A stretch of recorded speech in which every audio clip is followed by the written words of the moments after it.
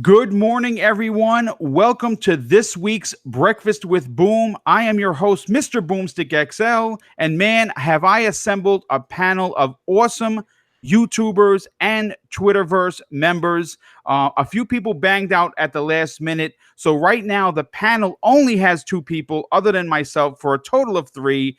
I did throw out the corn. I'm waiting for some nibbles. Hopefully, we can get a couple of more people in here to discuss these topics. But you know what? Let's talk about the folks that are here that is going to make this show shine. First up, a man who works food, sports, and yelling into every podcast. And frankly, I don't know how he keeps up with as many as he does. My very good friend and the man responsible for opening the door for Boom to not only be on Crossfire, but into the open world of the YouTube universe. Mooch, welcome to the show, my friend. Buddy, thank you very much. And, listen, there's a couple things I want to say in the intro here. First of all, thank you for that great introduction. That's very nice of you. Second of all, Boom, I'm sure you're going to get into it in a little while. But, Boom's doing a great charity event here, folks. He's doing half of it. I don't want to speak for him, but half of his proceeds in certain, it would be super chat or what he makes this month. And it's going to breast cancer awareness. So I do want to let everybody know that this is a great opportunity. And it's the last Breakfast with Boom in October. So definitely, if you're here or if you're hearing this later on today, to get a hold of Boom any way you can to be able to contribute to this great charity. Number two, there's a lot of gaming news, and there's a lot of reason to be yelling, even though it's 10 a.m.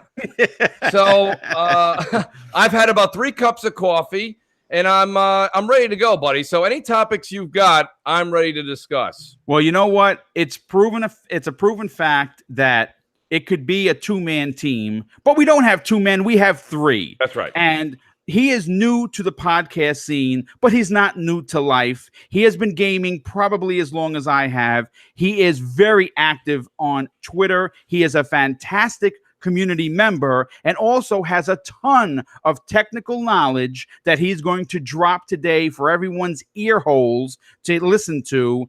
It would be the first time on my show, so of course I'm honored.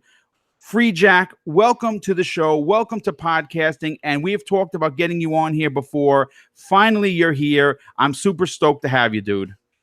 Well, thanks, Boom. I appreciate that immensely. This is only my 3rd time ever being on a podcast, and first time without Mr. Noof Nukem. Shout out to him, my Alberta brother. He lives only about 40 minutes away from myself as well. So it's great to be on your show, and we finally get to do this. I'm glad to have you, dude. I really am. We've talked for a while. I'm sorry I couldn't get Noof on because to have you both on at the same time would have been cool. Yeah, that's all good. So. Okay, well, listen, you know what?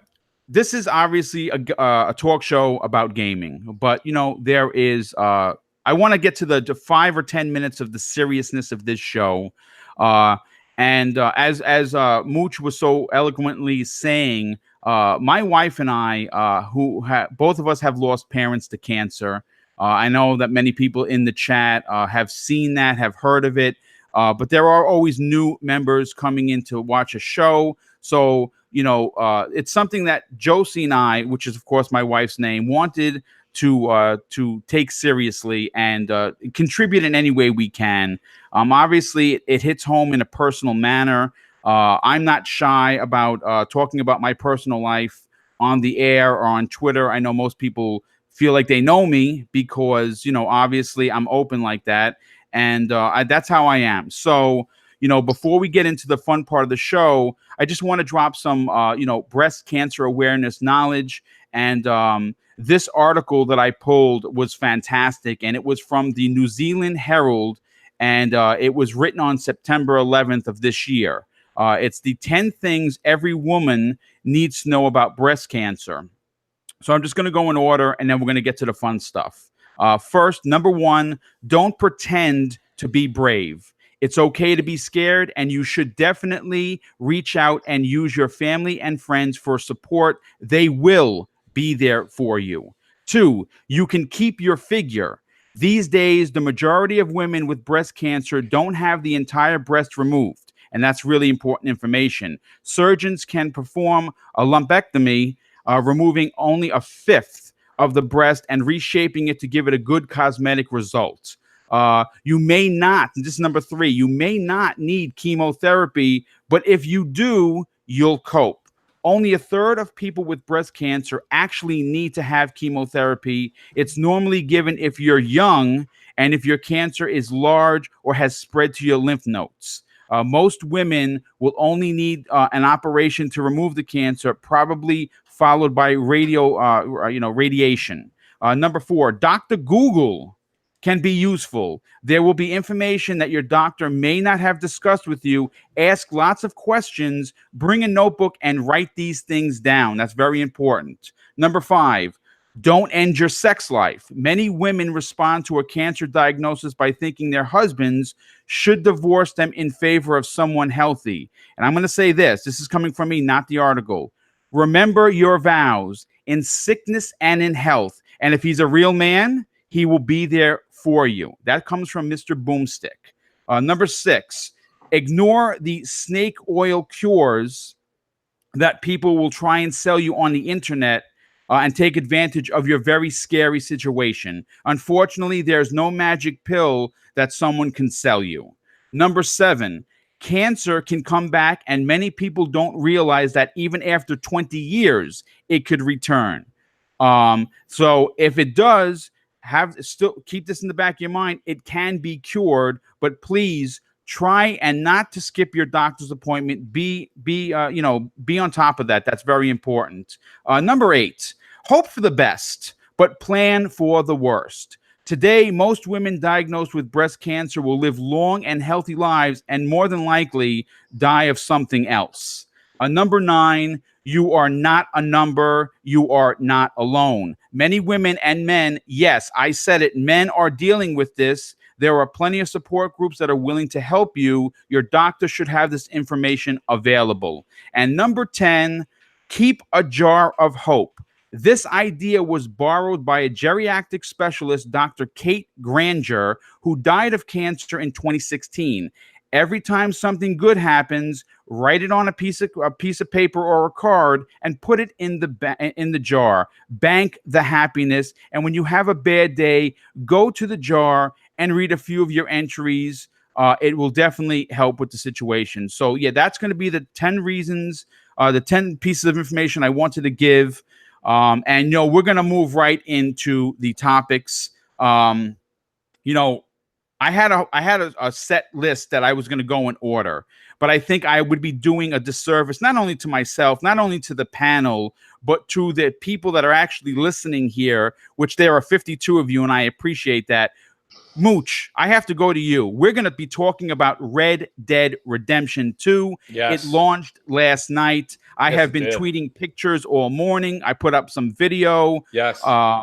And literally, it is a breathtaking marvel. What is your take on Rockstar's latest masterpiece? You took the words right out of my mouth. It's an absolute masterpiece. Now, to be honest with you, I always like to tell the audience. So myself personally, so it comes out at 12:01. I had it digitally downloaded, thanks to a great Mooch Maniac that gifted it to me well over a week ago.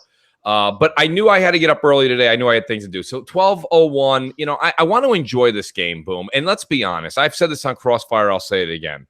I'm putting a dedicated 4 weeks into this game. I mean, I'm not saying I won't play anything else, like a little Blackout here or there, Black Ops 4 multiplayer here or there. That's fine. But realistically, I'm going to give my time and attention to Red Dead Redemption 2.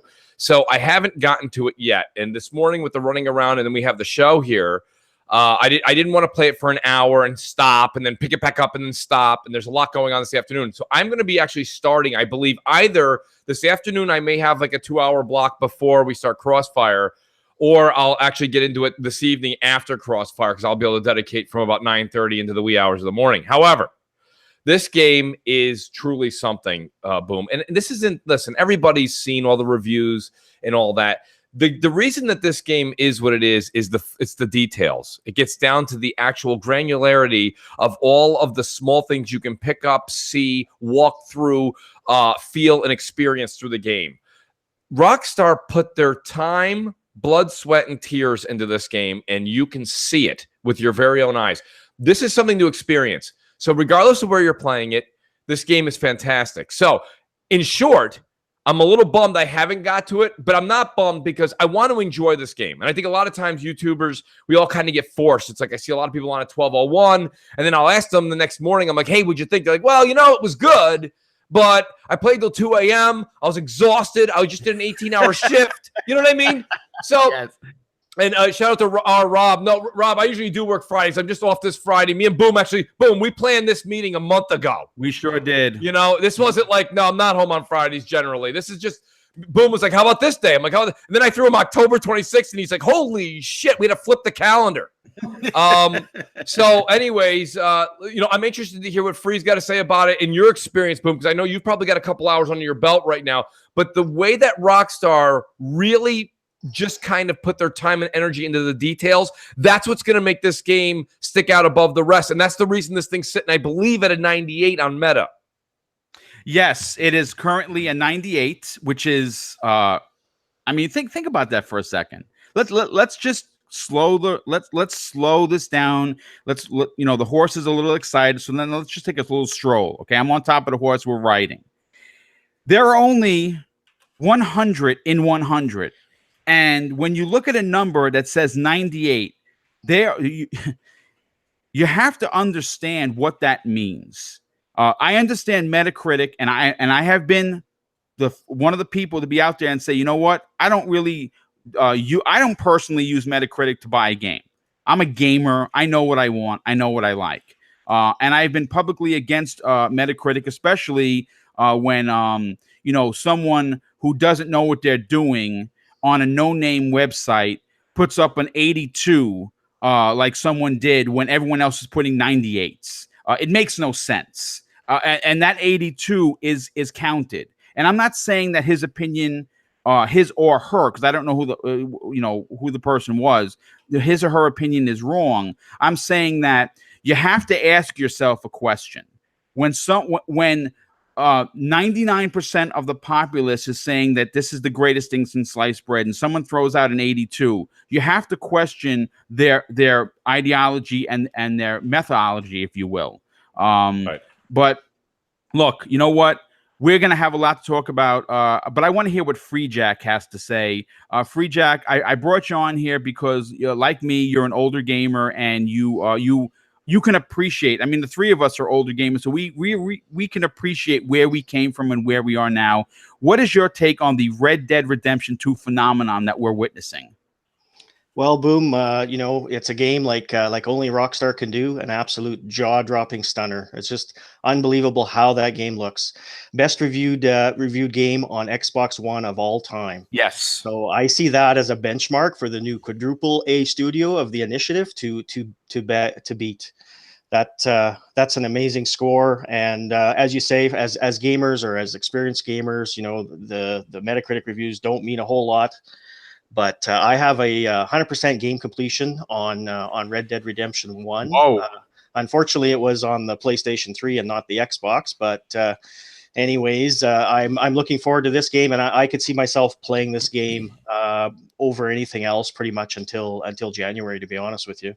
Like it's going to be amazing. What an amazing gaming experience. I'm just so pumped for it. And I just had to dive into it right away at 10:01 p.m. last night when it unlocked for me in Mountain Time. So, oh, man. Yeah, I tried to stay up, and I couldn't do it, man. But listen, real quick, I have to shout out three people. And the generosity of these three men have literally almost, if I wasn't doing a live show, I'd be crying. I'm going to be honest with you, because, I put myself out there each and every week, and undertaking on a charity, event is scary. It's tough because, I'm not asking money for me. I don't even like asking for anything. I think most people know that. I'm more of a giver than a taker for sure. But I thought it would, my wife and I, because my wife is at the forefront of everything I do with this channel, because she's my rock. Without her support, and her patience and understanding, because I put a lot of time into this, and she gives me all the room I need. So I couldn't do it without her. But first up is Caboose V42 with the $25 super chat. Now, whether you know it or not, Caboose has been donating from the beginning, and his donations have been nothing short of jaw-dropping. So big thank you to you, and and a good friend of mine that we talk privately almost on a daily basis, Moonwalker 925. What can I say, dude? Thank you so much for the donation. No donation is too small or too big when you're trying to do a charity event like me. And last but certainly not least is David Craig with the $10 super chat. And he says, loving your support of such a worthwhile charity, Boom, and thank you for that. And listen, someone just dropped one. Justin Russell with the $10 super chat. He says, big fan of you, Boom. Can't wait to get off work and play Red Dead. Yes, dude, listen, I'm going to say this about Red Dead. There's a couple of things that are going to happen in the gaming world. It's first of all, this game is going to creep into real life. And what I mean by that is this. People are going to be calling out sick. People are going to be losing jobs. And I hope people don't get divorced over this, because this is a game that me personally, I'm going to sink triple digits into. It's going to be a 100-hour game minimum, considering I'm at 130 hours in Assassin's Creed. Right. I can see 150, possibly 200 into this game. Mooch, listen, right before launch, Rockstar was hit with a story that could have potentially damaged the upcoming game. And it seemed to literally have zero to no effect. They, obviously the 100-hour work weeks was a big thing. You've talked about it. I've talked about it. But we're not going to talk about it now. What we're going to talk about is how this game was received, and what are your expectations in regards to sales? Do you think that this is eventually going to outpace Grand Theft Auto 5? I'm glad we're not going to talk about that first part, because that's a large portion of tonight's Crossfire. No spoilers, folks. No spoilers. Do I think it's going to beat Grand Theft Auto? I gotta say, no, it's not. Unfortunately, I know everybody kind of wants to hear that. It was kind of like when Joe Pesci was like, "Does the defense hold rest?" in My Cousin Vinny, and then they're like, "No, the defense is wrong." No, to be honest with you, it's not, because GTA, it's a different audience, Boom. You've got all ages, all fans of different types of games that are getting into GTA. It's got the cops and robbers thing. It's got the whole buying property thing. It's got the flying helicopters thing. It's got the make your own tracks with your friends with timing thing. And here's the thing. This is going to do very well as far as initial sales. Well, if you want to look at Grand Theft Auto 5, we got to kind of put them side by side in the right category. Initial sales in the first 3 months, 6 months, 12 months, and see how they do on initial sales, that's fine. But once you get to a certain point, Boom, okay? Once you get to a certain point, GTA 5's numbers kept excelling, where this here, I don't think that no one's going to want to build train tracks, okay, and race trains. Nobody's gonna want to get on a different Arabian horse and have a flight to the end. You know what I mean? Just a race to the end. Not gonna happen. So my point is that this game has the same, if not more, expectations to blast forward, okay, in initial sales or sales as far as the single player are concerned. But the GTA 5 element that kept this thing in the top 10 for the past 5-6 years, which is the multiplayer, right? It is. It's insane. Mathematicians are still scratching their heads to the point where they're bald at this point. They don't understand what's going on. It's a game that reaches just a vast, vast audience. That's not happening with this game. I don't see that happening with this game. This game is going to sell, like you would say, Boom, to use one of your words, like gangbusters. It's going to do fantastic, but it's not. It's just not going to do the longevity. And that's not a fault of the game. This game may not have been designed for that. That's correct. So this game is going to break records in its certain respect, but I wouldn't necessarily put it up head-to-head with lifetime sales of GTA 5.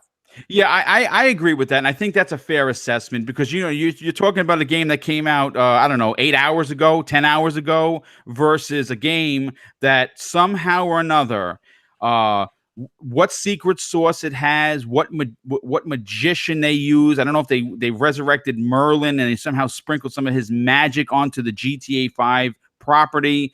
But it seems to be in the top 20 of the NPD and mostly in the top 10 each and every month. It's just like I said. I say this is a joke, and I'm going to say it again. Everybody that's on the panel, everyone that's listening now, everyone that will be listening, you have 6 copies of GTA 5. You just don't know it. True. Okay. Now, Free-Jak, I have to go to you on this because you know what? This is, we've had the privilege, and I use the word privilege because you know what? Gaming is expensive. Not everyone can afford to do this. Very true.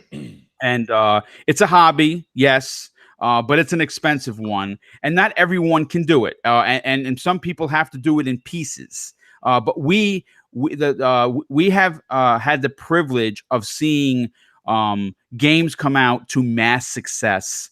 Games come out to popular demand and opinion of not only just the gamers and basically the consumers, but of course the media.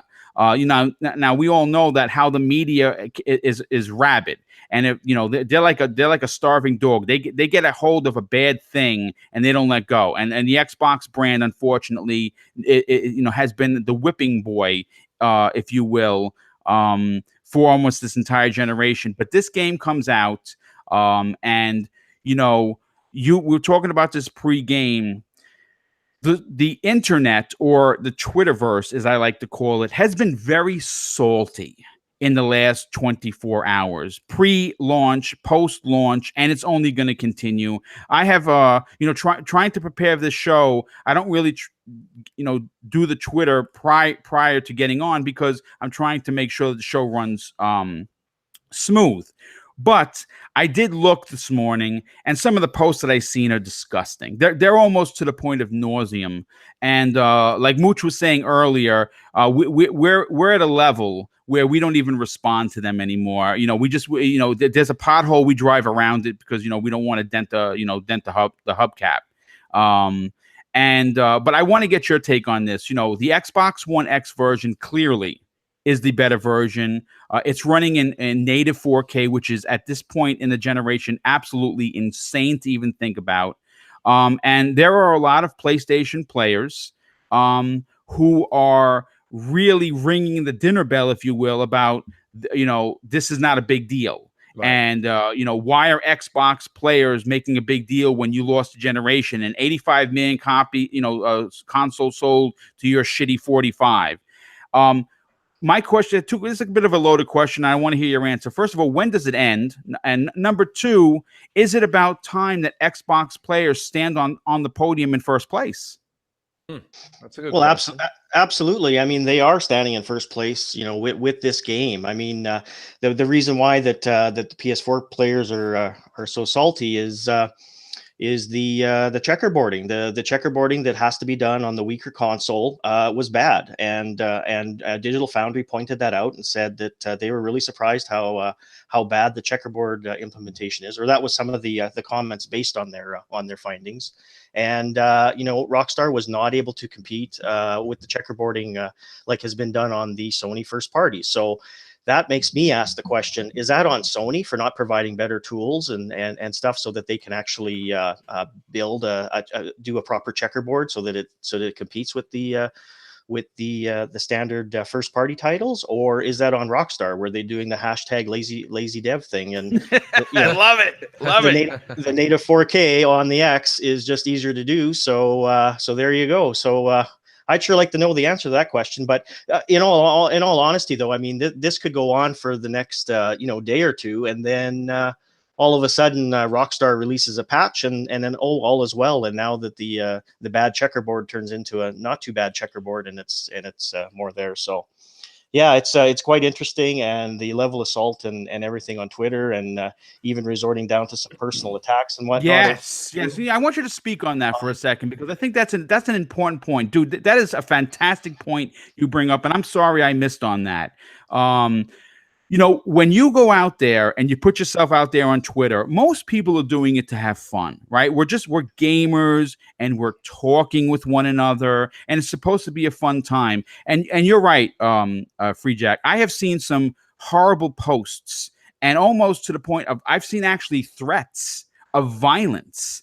What is your takeaway with this? And is this not the dark part of Twitter that we all try to avoid? It's very simple, folks. Just keep it gaming. Yes.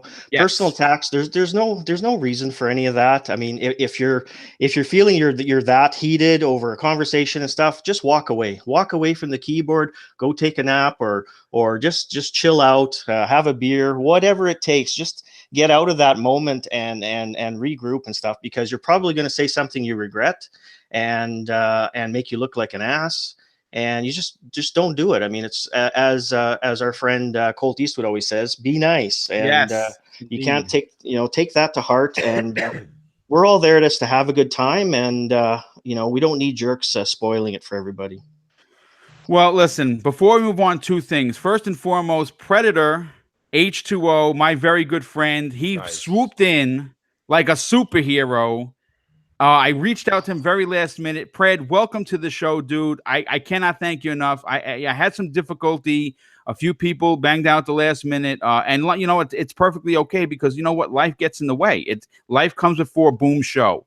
And so, of course, we will get them back on the show in a future date. But thanks for answering the call, dude. I appreciate it.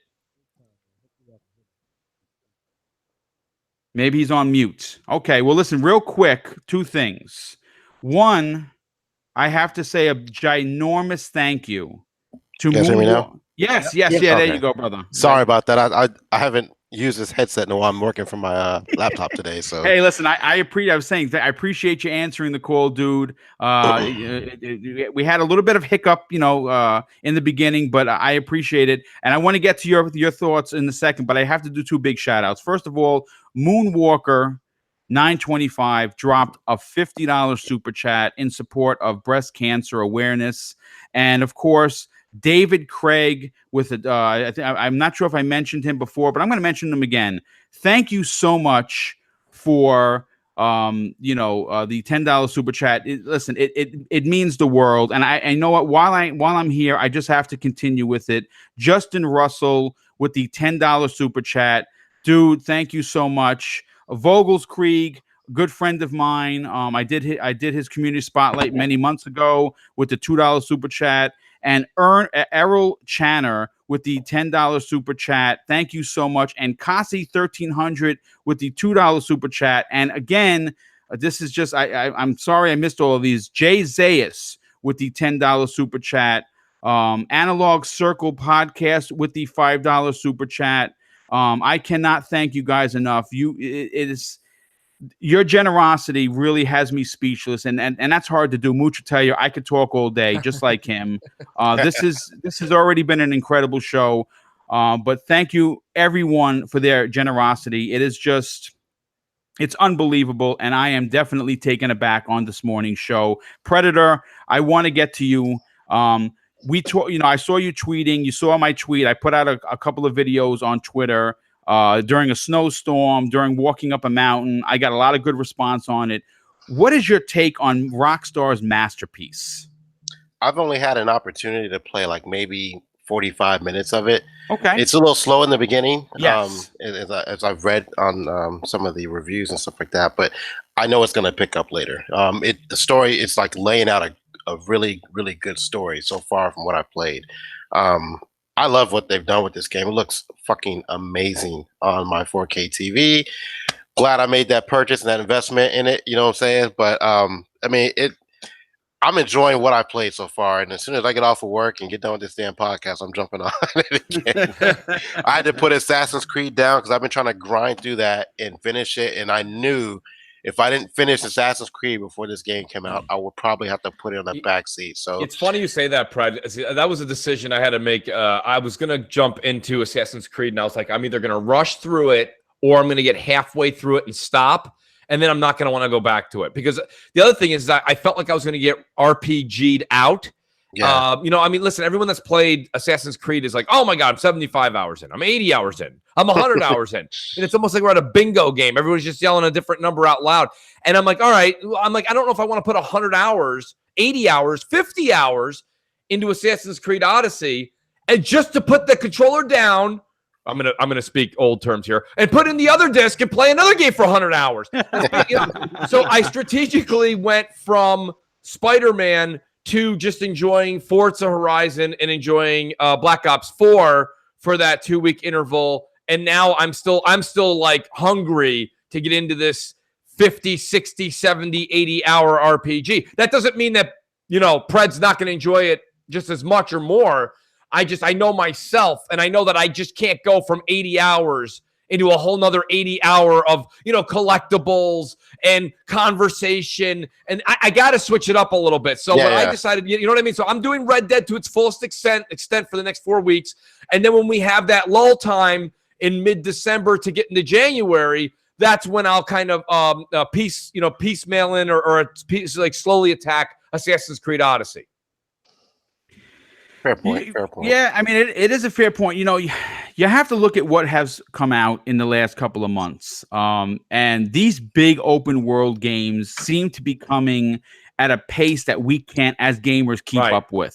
What about you, Boom? I mean, you just got done putting 100 and something hours into Assassin's Creed Odyssey. Now you're about to step into another 100 hours of collectibles.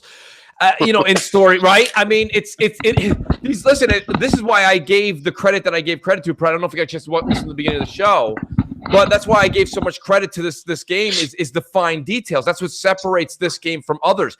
There's the time, effort, and love that went into Assassin's Creed Odyssey was tremendous as well. But the detail that goes into this game, I think, supersedes what Odyssey has. So, I mean, you guys are both on the same playing field as me on this. I mean, Boom, do you see yourself being like maybe 20 hours into Red Dead, being like, man, I wish I didn't just put 100 hours into Assassin's Creed Odyssey? You know what?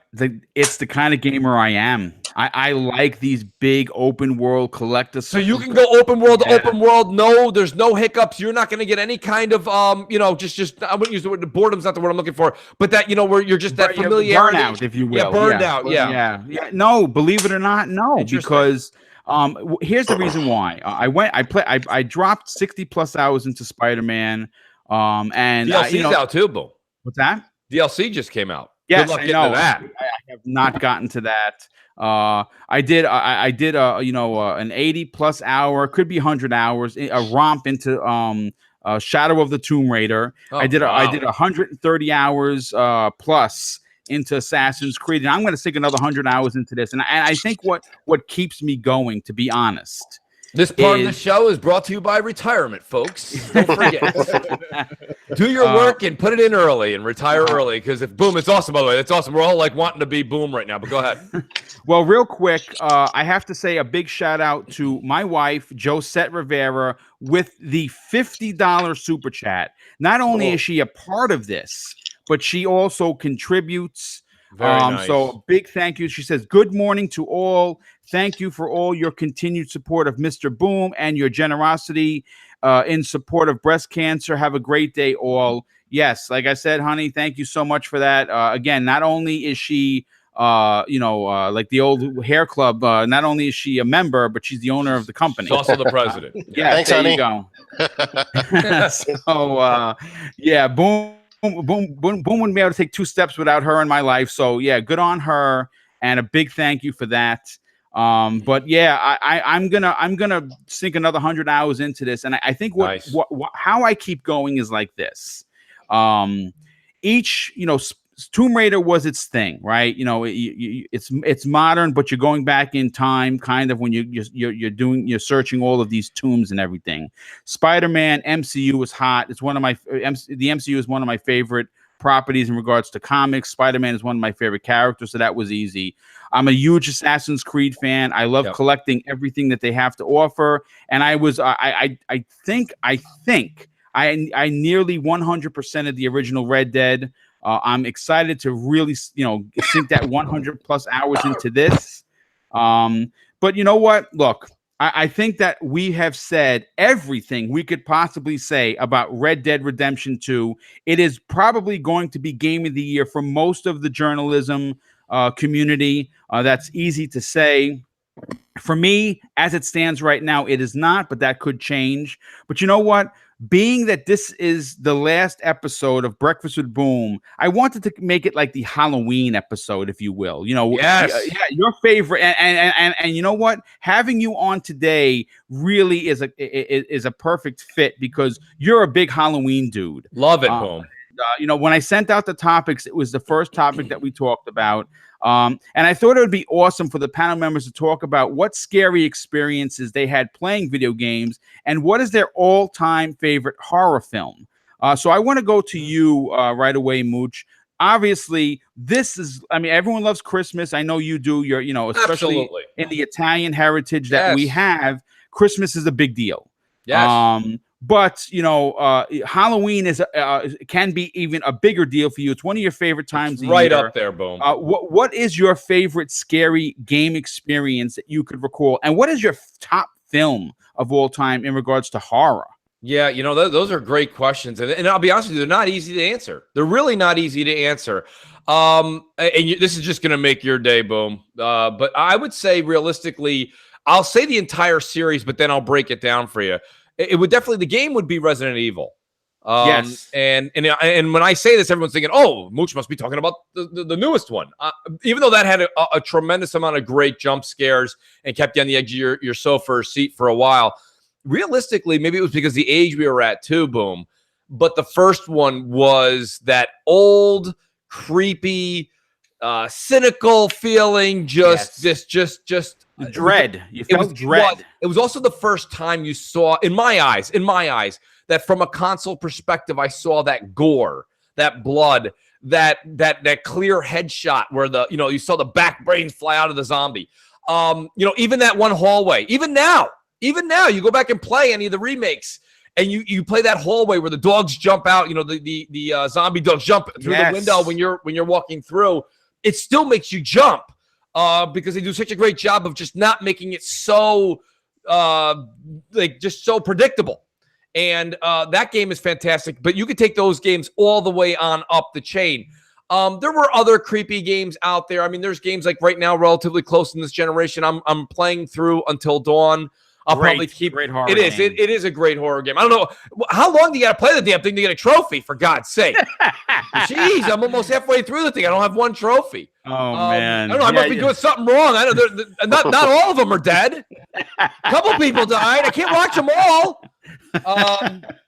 Anyway, that's great. And as far as the movie goes, I watched a lot more horror movies as a youngster than I do now, but I would say that realistically, it's the Halloween series, the original John Carpenter films. Those are probably, yeah. And I mean, look at everyone, everybody wants to go with some of these, like Saw or this or that. And I want to remind everybody in the audience and people on the panel, it's not, you got to listen to what Boom asked you. What was your favorite horror movie? Not gore. Not terror movie, okay? These Conjuring and The Ring, and they're not horror movies. They're terror movies. Watch it. If it's just jump scare and eyeballs out of sockets, that's terror. There's more to it. Horror is the sense of the unknown coming around the corner. Is that really Michael Myers? No, it's not. It's just Halloween. There's masks everywhere. Is that the creepy noise? No. It's just the sheriff coming around the corner again. It's right. The horror is keeping you that bone-chilling uneasiness on your seat. Horror feeling, which is fantastic. Terror is when something is happening like the Saw movies, and they're like, you must get the key out of his cheek, and then you have to use it to unlock the bomb. And you're like, you're just, you know what I mean? You're cringing. You're like, this is disgusting. That's terror. And by the way, if anyone knows who's yelling, kick him off the show immediately, Boom.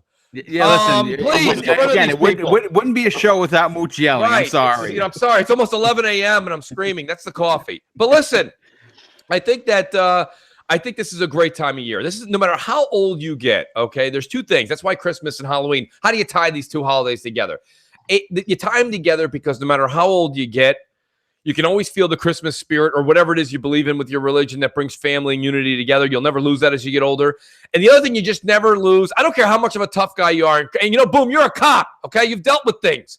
Doesn't mean you still can't get that sense of fear, which is a good thing. You know what I mean? You want to have that sense of horror. You watch these movies, you play these games, and you're on the edge of your seat. I hope you never lose that because these are some of those great feelings as a kid that keeps you young inside, So I definitely recommend everybody try a good horror game out this week. This weekend's great. This is Halloween weekend.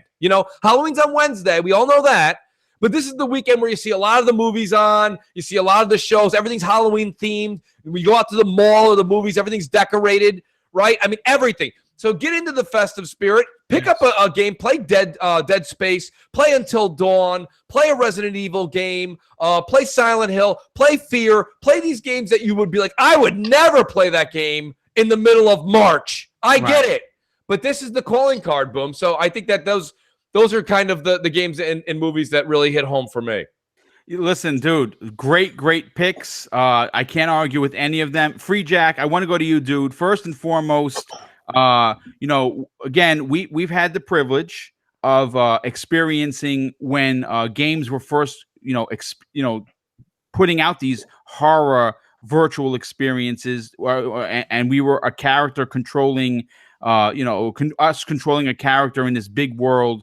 For you as a gamer, what is the scariest gaming experience, and what is your favorite horror film of all time? Well, for me, it has without a doubt, it has to be the Doom reboot that happened. I can't remember if that was in late '90s, early 2000s, but there was one. You were in hell and you were on Doom 3, on I think.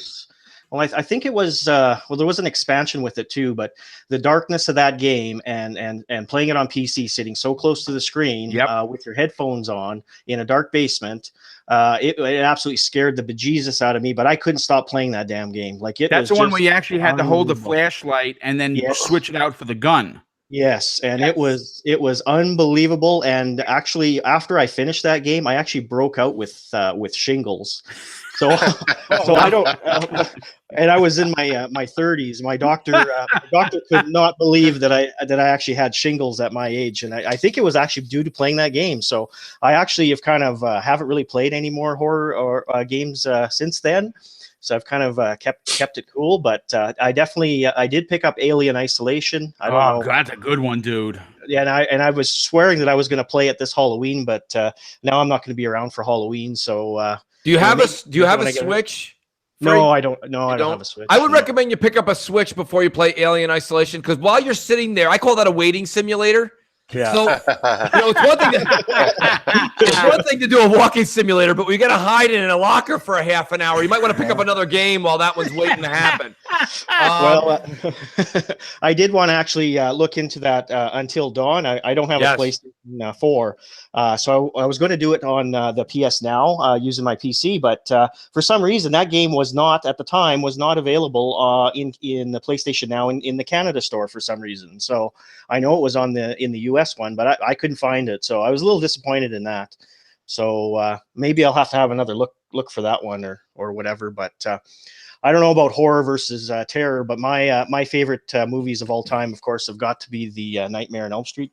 Very good choice. Excellent. Yeah. Very good choice. And having one of the theme songs by Dokken, which is one of my favorite rock bands of all time in the movie, that just was yes, yeah, Dokken. A lot of people don't even know what you're talking about. Like, exactly. One of those old hair band / cock rock bands. So yes, so, you gotta love that. But no, though that's definitely my choices for sure. Well, you know what, Predator, before I get to you, I just got to give a shout out to Ka Masters with the $5 super chat. He says, my dad, a retired cop, beat cancer 3 years ago. Congratulations to your dad. He deserves that pension that he's getting, and I'm glad that he was able to beat cancer. He also says that his grandma is fighting it right now. God bless and best wishes to her. He says, thanks for helping with the fight against it. And you know what, dude? Thank you so much for the $5 super chat. It's greatly appreciated. Predator, you know, you're a military guy. I don't think much scares you. But you know what? You've seen some things, and, you know, real life is terrifying in itself. But, you know, for fun, for you, what is one of your favorite or best scary, situations within gaming? And what is your favorite scary horror film? I'm gonna be honest with you. I don't play a lot of horror games. I can't remember the last time I played a horror game other than maybe Dead Space. Okay, that's a good one. Good game. And I don't even know if I beat it all, to be honest with you. Like, I mean, those games just don't appeal to me. Like, it is a good game. I had a couple of jump scares in there, but like, it didn't freak me out to the point where I'm having fucking nightmares or anything like that. No. That's the kind of shit that I like. Don't play, like, not because I'm just afraid to play it. It's just like I don't get into those type of games. You want to close your eyes and not be chased in your dreams. I completely understand. Yeah, but when you talk about scary shit, like, that's what I mean. Like, if it's something that scares me, it's something I wake up, like, I go to bed and I dream about it, and I wake up in the middle of the night in a cold sweat. I've not had a game like that in my entire life. But like, as far as movies go, this is gonna shock the shit out of you guys. I'm gonna let y'all guys dig into the realm of Predator's brain here for a minute. So, like, as a kid, I almost don't even want to tell this story. As a kid, it's not even a horror movie. It's not a whatever fucking Mooch said, terror movie. It's not even one of those. It's probably like a funny movie. But the fucking Gremlins fucking scared the shit out of me as a kid. It's so awesome. Funny you say this. You're not the first person to say that to me when I've had conversations about horror movies and stuff. I thought Gremlins was like funny. It was as I got older, but as like what was it, like maybe 6? You know, when it came out? 6, yeah. I'm like, I was scared to death of those things, man. There was some gross things when they were like, you know, when they kind of mutated. Yes. But well, you know what? As a 6-year-old, you're the size of them, so of course you're afraid of them. Yeah. See the weird shit, like horror movies don't scare me. It's weird shit that scares me, like fucking Cabbage Patch dolls, like stupid shit like that. Like, I'm like, I don't know, like it's crazy. Like, I don't really scare easily. Like, people like, oh my god, they're jumping and running and shit. I'm just like, what the fuck are you running for? But like weird, stupid shit like Gremlins, like, they scare me. They weird me out for some reason. Hairless cats. I don't like that. Shit. Listen, I get it. They look weird. They're creepy. No doubt about it. Well, listen, you know, that's a great story. Thanks for sharing, bro, because that was a laugh. That's awesome. I love hearing about people's history. For me personally, my favorite so-called horror film, and it wasn't a terror, but it had a lot of gore in it. The original Evil Dead, with of course Ash, where the MrBooMStick, originated from. You know, Ash, this is my boomstick. My brother and I, Neo Mental, we would watch that film day after day after day. Same with me. Loved it. And for horror, there are a couple, but I'm gonna say the one that stands out immediately. Resident Evil 2 is my favorite, not only horror game per se, but one of the biggest jump scares for me personally is the first time Mr. X breaks through the wall in front of you, and you're running for dear life. Your health is at yellow or possibly red. You're limping around, and he breaks through the wall. If he gets his hands on you, you're finished. And the jump scare, you got to remember, back in the days over there, you know, this was something new, and the sound in those Resident Evil games, you know, it was very impressive for its time. And when he broke through the wall, it shocked me like I didn't expect it. And the controller kind of fell out of my hand. I'm like, holy shit, I got to pick up the controller. And that is probably one. But you know what? I have to say a big shout out to Yeah Boy in the chat. He made mention of a game that's creepy. Oh my God, what the hell's the name of it? I had it here and I don't remember. Oh man, I'll come back to it. But you know, it's that for me, Resident Evil obviously is still one of my favorite franchises. And speaking of Resident Evil, it's going to be our next topic because there's new information. But before we go any further, if you're a fan of me, obviously you trust my opinion. And I tweeted this at Mooch. I've been tweeting it for days. Netflix recently added a couple of really scary first of all, Castlevania season 1 and 2 is there. Right. Great time to watch it. Fantastic anime if you're a fan. Really, they do fantastic homage to what Konami was able to do in all of those fantastic games. But I'm going to say this, okay? The Haunting of Hill House is a series. It's 10 episodes. And I'm going to tell you this. If you are a fan of The Conjuring and movies like Annabelle, every episode, and I kid you not, I'm getting goosebumps talking about it. There have been several times within an episode where something happens and I'm watching with my wife and we get goosebumps from hands to feet. I highly, highly recommend checking out not only the Castlevania one, and it's not really horror, but it's Halloween based because it's monsters and creatures, but The Haunting of Hill House. I think that it is one of the best. But you said to me that it was a lot like The Conjuring. Yeah, it is. It is very much like The Conjuring. But that's not, again, I go back to my horror and terror. That's more terror than horror. Would you agree? Like, all right, Peter Fisher, shout out to Peter Fisher, who said something that I got to say because it was one of my favorite horror movies. Pet Sematary. Great. That's great pick. Great. And also Killer Clowns from Outer Space, whoever said it. That was good too. Great one. But Pet Sematary, okay, had the star power, but it had the writing behind it was a short story by Stephen King. But Pet Sematary is fantastic. And that's, again, goes back to what I'm saying with the horror. You could see the lead up to what's going on, how they show that road where the trucks go by fast and how things have been constantly dying and things that go in there. And they tell you, don't go to the Pet Cemetery because things have a habit of coming back to life in a very evil, creepy way. And it builds and it builds and it builds. And this is that horror where by the show's end, you're on the edge of your seat. And of course, what happens, I won't ruin it for people that haven't seen it, but I recommend you watch Pet Sematary this weekend. When you watch The Ring and The Conjuring and stuff like that, it's just like it does that, like, when the screen does that, like, and it like cuts over real quick and it just scares the shit out of you. That's terror. It's not horror.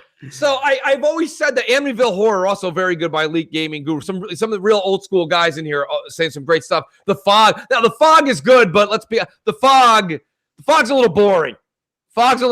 But not bad. Go ahead, Boom. I'm sorry to take the mic from you. No. Listen. When you said that, I really value your opinion on horror. When you said that, and I was going to watch it, and then you're like, it's like The Conjuring, and I was like, maybe not. It talked me out of it. Now, can you talk me back into it? Is it a little different? You know what? It's okay. Here's the thing. It's telling the way the story is told is from two perspectives. It's from the family when the kids are real young, and then it turns to when they're older. How two of them are being haunted. Yes. And how the family has had a tremendous amount of misfortunes. I got to say this, dude.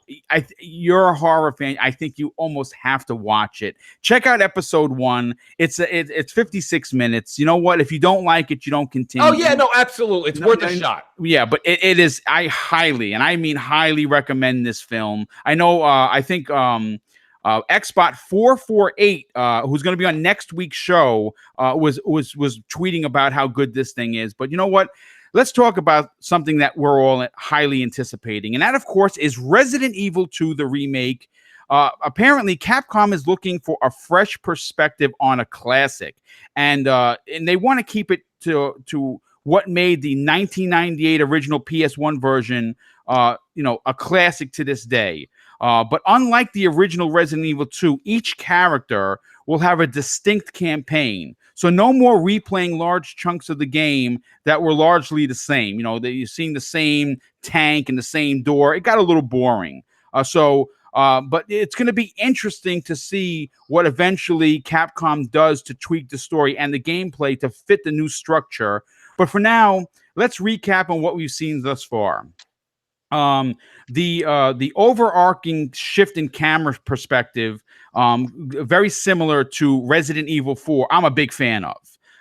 Yes, in Resident Evil 7, they flipped the script and they gave us a first-person view, and I think that worked great for that game. But I think Resident Evil 2 has to have where you can see the character and the zombies. But you know what? As we look ahead to 2019, the Resident Evil remake is one of the most anticipated games on the horizon. There's just no doubt about it. Here is my loaded question to the panel. First, how excited are you for Resident Evil 2, the remake? And secondly, if this sells well, and I imagine it will because it's multi-console, multi-platform, if you will, should Capcom be given the green light to remake Resident Evil 3? Mooch, I want to go to you first, dude. Yeah, buddy. I mean, I'm very excited for the remake. So I know you are too. I wish it wasn't January. I almost wish it was December. But and I apologize because I was also talking to the chat. But like when you get into those types of what was your question about the remakes, first of all? Well, first of all, how excited are you for the remake? And secondly, if this does well, and it should sell extremely well. Will they continue to do the others? Should they do Resident 3? You know, man, it's tough to answer that right off the bat. I would say, to be honest with you, I'm excited for it like beyond belief. Maybe you trump me in it, but you're the only one. I don't know if it necessarily will relay good sales into doing more of them, because gamers are always like really kind of privy to like things just being a money grab, you know, and it kind of pisses some people off. I don't think you would see it back to back to back. If you do see it, you'll see it years from now. I don't think, or maybe they'll put a package together where they do 2, 3, and 4 together or something like that, or 2 and 4 together. I don't know. I don't know if it would really constitute doing more of them. This is an icon. You said it yourself. 2 is the one that most people, I think 1 and 2 are the ones everyone kind of always talks about. Not to say that there was anything wrong with 3, but like that was when the series kind of started going into a different realm. I don't know, Boom. I think that I don't think you have to keep remaking them. I like that they're doing 2. It's a staple. I kind of wish that, you know, going back, you know, playing Monday morning quarterback here, kind of wish they did the Halos a little different, right? I like how they did the Halo Combat Evolved. They did that one for the anniversary. Right. I would have rather, instead of the Master Chief Collection, they just did 2 the way that they redid 2. Then they redid 3, and then they redid 4. I wish they did them individually instead of smushing it all together. So do I hope that they do it? Yes. But to answer your question, even with the success, and it's going to have tremendous success, this second one remade is going to have unbelievable success. I believe. I don't think it means we're in for a 3rd and 4th and 5th remake. I don't. Yeah, you know, I mean, look, the thing is this. Resident Evil 2, like you said, is probably the pinnacle, if you will, in the entire series. I think everyone remembers playing it. Everyone remembers the liquor. Everyone remembers playing as you know, as the 2 characters, and you know, Sherry Birkin and being chased by her father, William Birkin, who turned into a tyrant. It's just such a classic game. Free-Jak, what are your takes on Resident Evil 2? Are you excited to see this classic PS1 game return? And do you think it's going to have the success that's going to dictate Capcom to do the same, you know, love and care to Resident Evil 3 and the Nemesis? Sorry, Boom, I'm a complete fraud. This game is completely off my radar. So okay, no, that's okay. Listen, dude, it's all right. Hey, but I do have excitement for it. Living through you guys as the voices of the Xbox community, and when you guys talk about it and stuff. So I do have excitement that way for it. So you know, and as Mooch says, nostalgia is a hell of a drug. So you know, if Resident Evil 2 does really well, then they should bring on more and you know, give the fans what they want.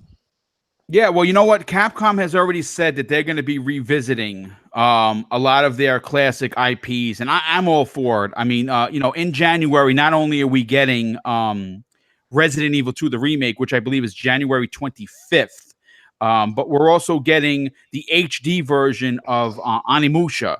And I think that's basically the test of waters to see if the people want it. I'm buying 2 copies, one for the PS4 and for the Xbox One because I'm that big of a fan, and I want them to know that, yes, I want a new Onimusha. But Predator, I kind of think I know the answer to this, but I'm going to ask anyway. Resident Evil 2, it is a horror game. It's not something that, again, you don't play horror games usually, but it does have that action tactical, you're using Leon S. Kennedy, which obviously is a police officer.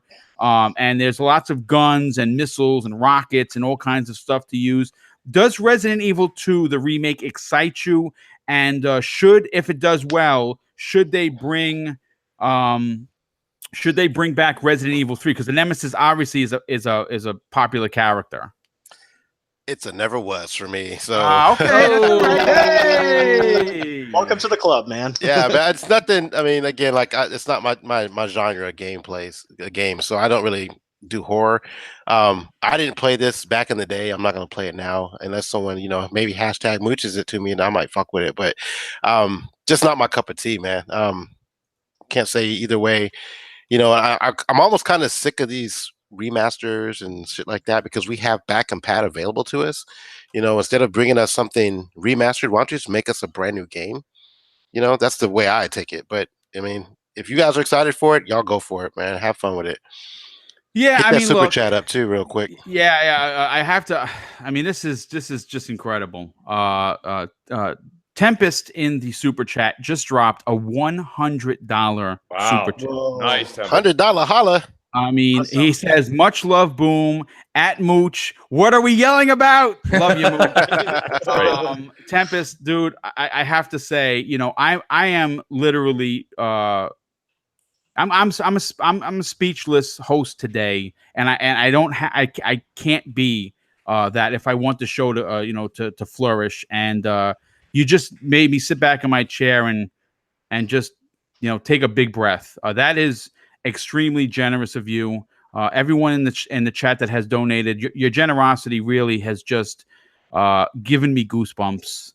And like I said, I wholeheartedly admit this, if I wasn't on the air, I would be crying right now. This is a new venture for me, and to see the love from the community has just been it's just very surreal for me. And I really cannot thank you enough. But I want to continue the show because we're here to talk about games. And Crackdown 3. Mooch and I were talking prior to the show starting, and some really awesome information has been brought to our attention by Twitter member, and I hope I pronounce his name right, because Klobrille, Klobrille.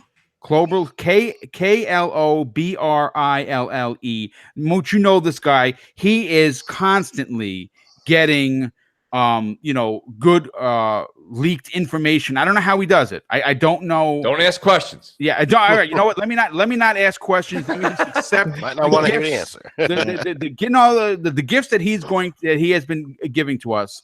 Crackdown 3 has been in the news for a lot of reasons. Obviously, it's been delayed. It was originally announced during E3 of 2014. Yes, we 4 years ago. The third chapter in the over-the-top comic book inspired open world action game had its original release date slipped 3 consecutive years, from 2016 to late 2018 to now early 2019. And of course, more negative information came in the way that everyone that was working on the game had been removed except for Sumo Digital. So of course, they don't put out a lot of big stuff, and people, a lot of the community, including the Xbox community, was basically poo-pooing this game. Mooch, you yourself have even said, listen, just put it out already, and get it out there, and let's just get over this. But new information has surfaced that gets me super hyped for the game. And here are some of the tweets from Klobrille. According to Klobrille, who managed the leak of Microsoft, he's the one that managed the leak of Microsoft acquisition of Playground Games and the strongly rumored Obsidian acquisition. He threw out a couple of tweets, and I have to read him because I think this is going to change people's minds. It says, #Road to Crackdown 3. The city in Crackdown 3 is huge. Not only is it twice the size of the original Crackdown, on top of that, it features 1,000 orbs for you to find. My OCD is already kicking in. Hello. And since verticality is the key in Crackdown, the highest tower touches the sky at 1.2 km height. Okay. Second tweet, and this is where I start to get excited. The development of Crackdown 3 is essentially the story of building two completely unique experiences: Sumo Digital campaign, single player offline or online co-op for 4 players, 4-player co-op for the story, which is dope. Ruffian Games Wrecking Zone multiplayer that features 100% destruction, and he says in parentheses, yes, they did it. Wow. Okay, so now we're getting excited because remember that was supposedly removed. And the last tweet is, you'll want to play Crackdown 3 on your Xbox One X or on a powerful PC. The game renders its comic style art in a native 4K and uses an enhanced Unreal Engine 4 HDR rendering pipeline. The expensive explosions, particle effects, and neon lights at night never looked any better. Okay, so Mooch, we heard some. Now, you said this, I believe it was on Xbox Nation, that there were rumblings. I think we even might have mentioned it on Crossfire, that behind the scenes, several folks had said that Crackdown 3 is looking impressive. Is it time to get excited with these latest tweets from a guy that knows the Xbox business? Yeah, I mean, I think it's time to stop making fun of the game. I think that's where we're at. I don't know if it's necessarily let's get hyped about it, because let's be honest, they've kind of been just pulling us along all this time, and there's been a lot of technical difficulties, a lot of delays, a lot of not showing the product.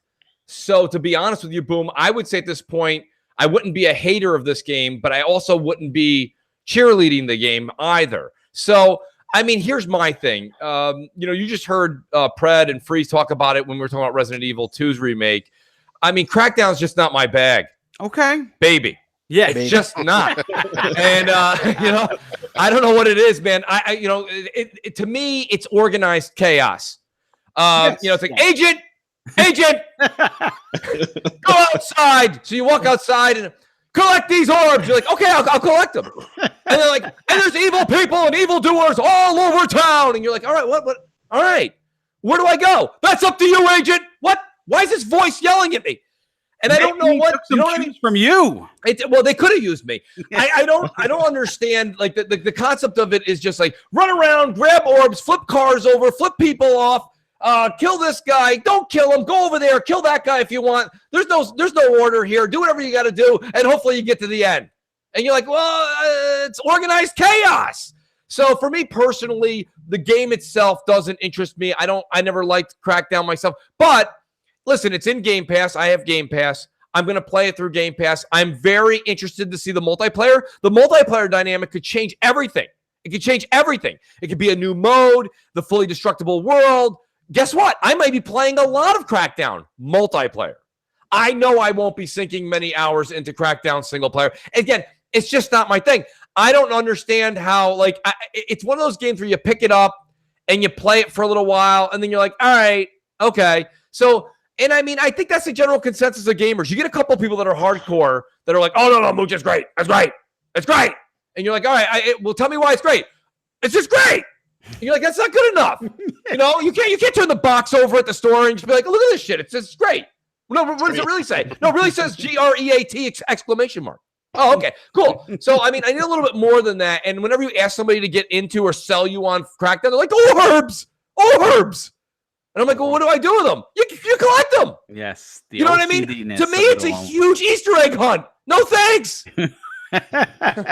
So, I mean, that's my take on it. Do I think you should give it a chance? Why wouldn't you? It's in Game Pass. You've already bought it. You already own it, practically. Yeah, pretty much, yes. And if they can do something great with that multiplayer, Boom, I'll be there. I will be there. And who knows, maybe that's where I'll be for a while. But the multiplayer is what's going to lure me in, definitely not the single player. Okay, listen, that makes perfect sense. I'm going to say this. I don't have OCD per se, Right. but I do like collecting things. And like I said on yesterday's Xbox Factor podcast, shameless plug, I flew around in a helicopter for 3 days, human days, in Crackdown 1, looking for that last damn orb to get the achievement to find 500. Now there are 1,000. I'm first of all, I'm a big Crackdown fan, so I'm super stoked for this title. But I'm even more now excited because I'm going to have 1,000 orbs to run around and collect. Maybe I'm crazy. I don't care. I will gladly admit I like doing that. Free-Jak, Crackdown 3 is coming off the heels of probably it's up there with what was that Sony title that was delayed for 10 years with the big bird, the cat bird. The dog. Damn it! It's on the Last Guardian. Yeah. Thank you, Brad. Thank you for the save. It's not obviously 10 years, but it's 4. It's one of those games that it's been the laughing stock. Microsoft realizes that they shouldn't have talked about it. What is your take on the new information that we're hearing that from insiders? And again, this isn't Boom saying it. Boom didn't just decide to promote Crackdown 3 because I'm going to get a paycheck from Microsoft. We're getting word from insiders that I actually have seen the game, and now that we have confirmation from a real good source that the cloud-based destruction is there in full effect. Are you now excited for the game? Boom! Those tweets that you read off have me absolutely excited for the game. Nice. I am not. I have known nothing about Crackdown. Crackdown 1 is still in my backlog, and I haven't gotten to it yet. But I am really excited to see the tech and the power of the cloud that is going to be driving this multiplayer game and that full total destruction. And the fact that they pulled that off is absolutely amazing, and I cannot wait to see how that plays out. Like, that is going to be unreal, never been done before. Wow. Yeah. I mean, definitely wow. And here, speaking of wow, Mooch on the panel, big friend of mine. I can call him my brother, with a $50 super chat to add to the cause. Dude, I can't thank you enough. I know you said you were going to do it. You did it. And absolutely. Dude, I am blown away by your generosity. So thank you for that. The chat, listen, I got to tell you something. To be honest with you, it's a great charity, Boom, and I think I can't thank you enough for doing it. To be honest with you, I think cancer has hit everybody in their family a certain way, whether it be immediately inside the home you're living in now, or maybe a parent, maybe a grandparent. So this is just something. When I saw you do it, it really hit home. So I want to say thank you. It's the least I could do. Well, thank you for that. And I've talked about it before. Obviously, I had the unfortunate situation where I only had my dad in my life till I was 24. He passed away in 1997 at the age of 45 from lymphoma. And he got to see me graduate high school, got to see me become a police officer. It was the proudest moment in his life for me personally. And then, of course, last year, Josie's mom, who treated me like a son. I know that we hear a lot of stories about mother-in-laws not being so great, but she was fantastic. She treated me like a son. And her passing of which started out with breast cancer and eventually just ravaged her entire body, lasted 6 years of torture. And there was a sense of relief that she wasn't suffering, but her loss last year devastated our family. And my wife and her 2 sisters are still reeling from it. So being a small channel, I wanted to do something big. And I talked with my wife because her mom's passing, it's hard to talk about, but it had to be at the forefront because her mom suffered from breast cancer. And she was all for it. And like I said in numerous shows, the community, man, have you guys just stepped up in the biggest way possible. And I can't thank everybody enough. But you know what, Pred, I want to get to you and get back to talking about gaming. You're in the business. And when I say that, I mean, you're a gamer. You're also a PC gamer. A lot of people don't know that.